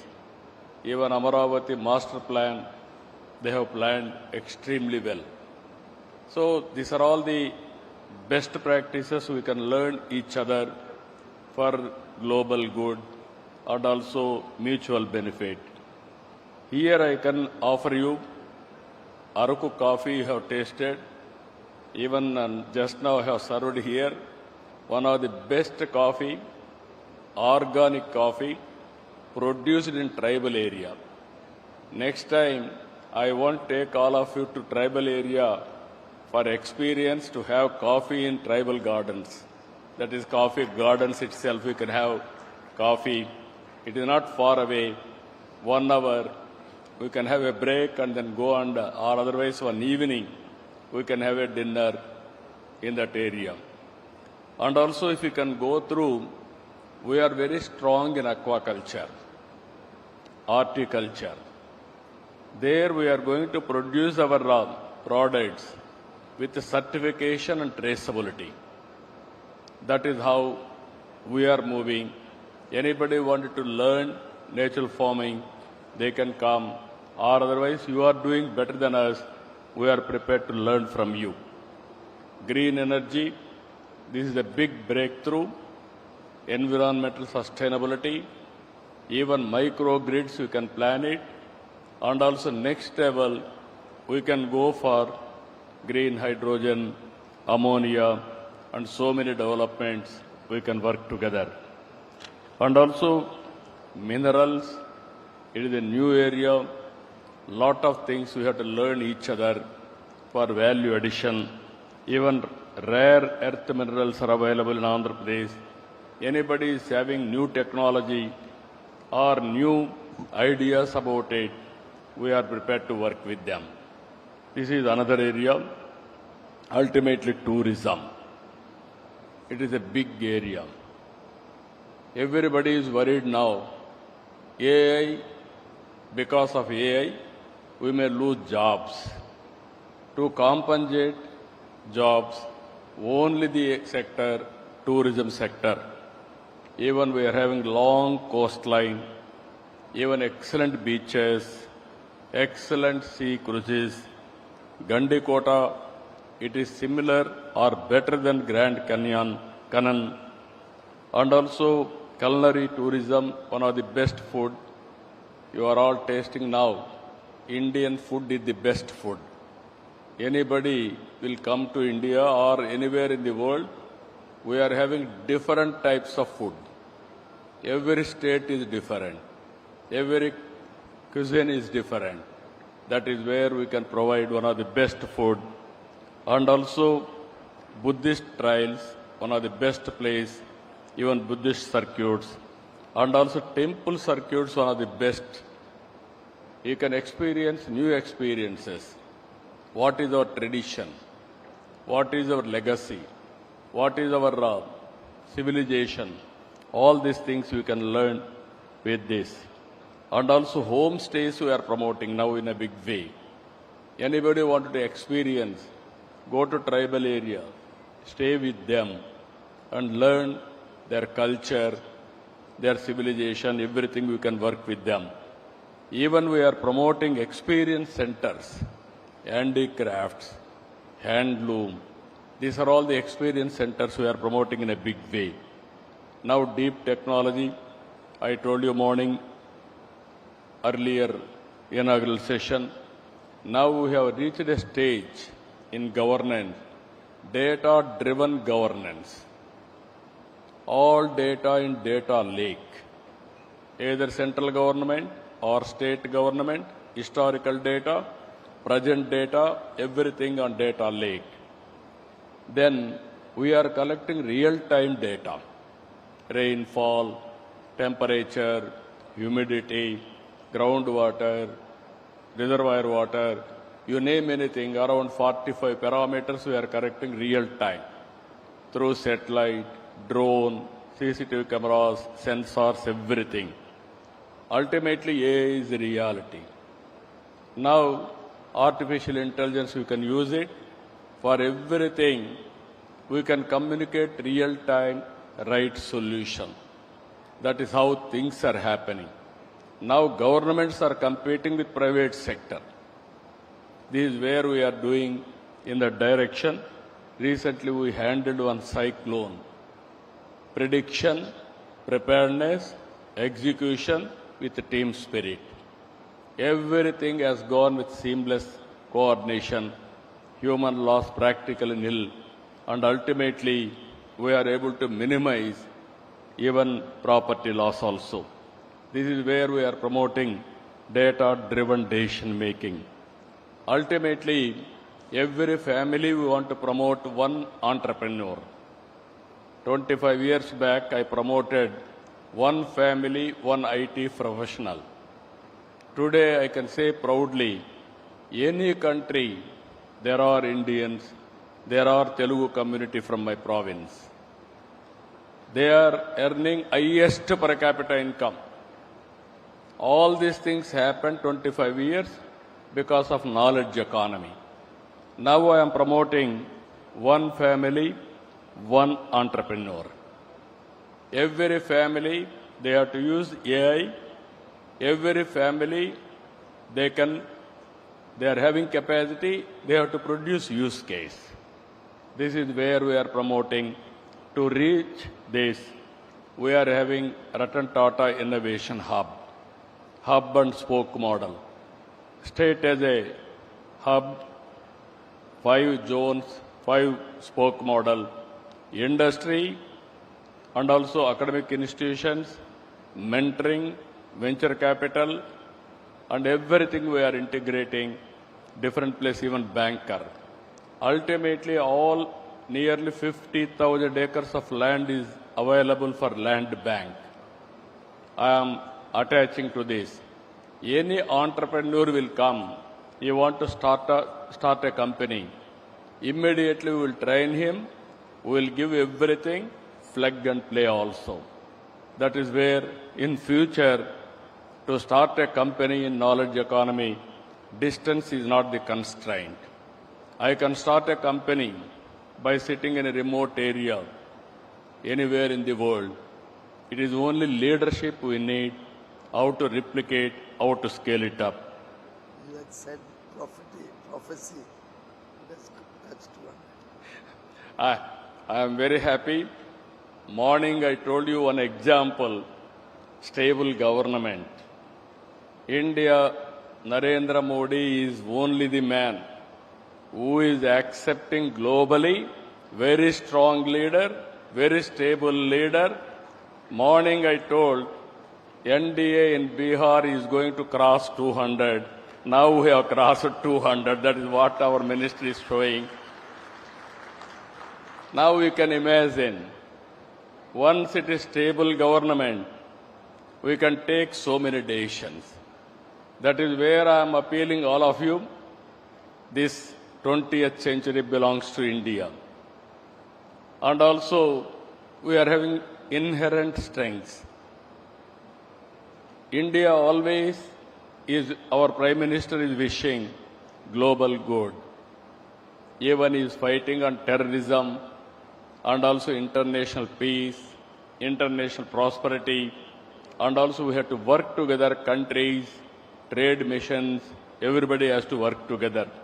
So these are all best opportunities are available. Better than this, you may not get any other place. It is a happening place. What all you wish, you start here. From then onwards, we will work together for win-win situation. Anyway, 2 days, we are all here.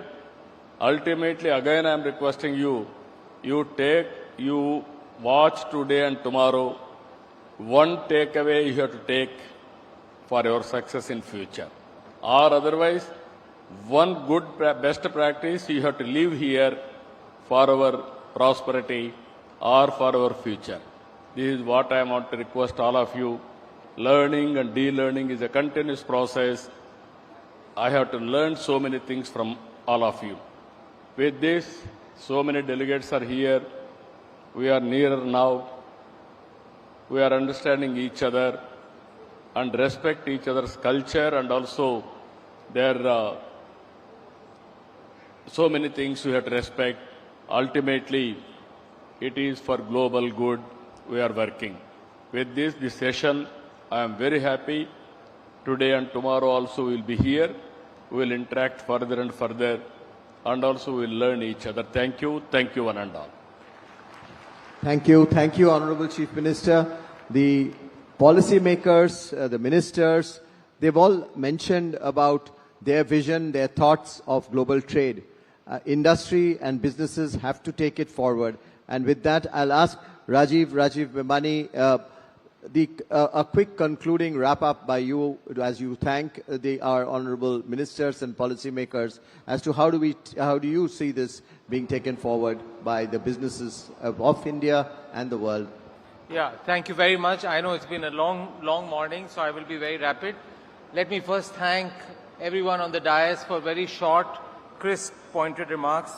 Everyone laid out the USP, the proposition, and what came of their respective countries. And what came out clearly was that the recent events, recent global events, have triggered a spate of deregulation. They have triggered a spate of ambition, and they have triggered a space of each country trying to build a new set of relationships, reinforcing old relationships. And I think that's that's the journey that India has been. And I must congratulate our Honorable Commerce and Industry Minister. We talked a lot about deregulation, but what he has done in terms of trade diversification, building new relationships, strengthening the existing relationships, reducing trade barriers, reducing other trade issues to facilitate and lubricate greater trade and investment. And on behalf of Indian industry, I would like to say the Indian industry today is at a very sweet spot, both given the opportunities in India, the dynamism of the financial markets, the strength of balance sheets, both of the financial institutions and industries, and also very keen to invest not only in India but invest globally. And the big themes that I thought that came out from all of you, apart from trade diversification strengthening, was around AI, new technology, around energy, particularly energy transition, metals and mining, around social infrastructure and advanced manufacturing. And they align very well where India wants to go, where Indian industry wants to go. So I'm very hopeful that this summit will give us a greater impetus to build stronger relationships and further trade and investments. Thank you very much, and thanks a lot once again for a wonderful session. Thank you.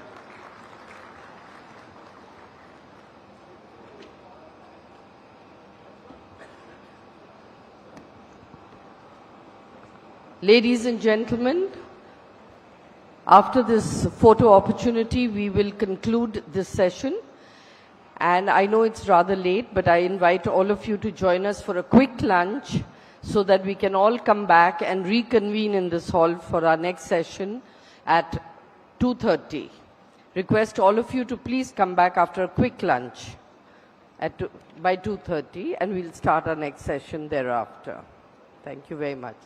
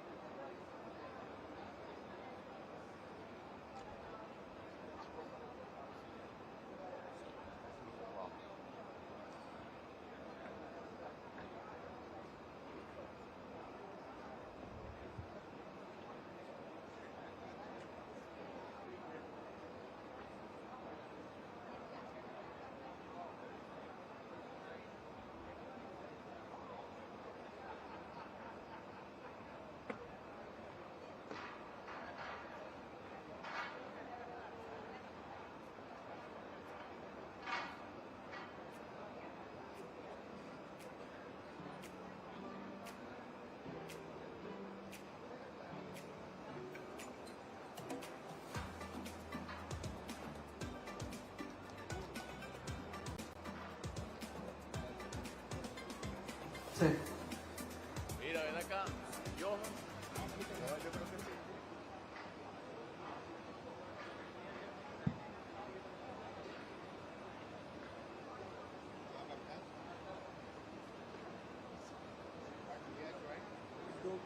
by the time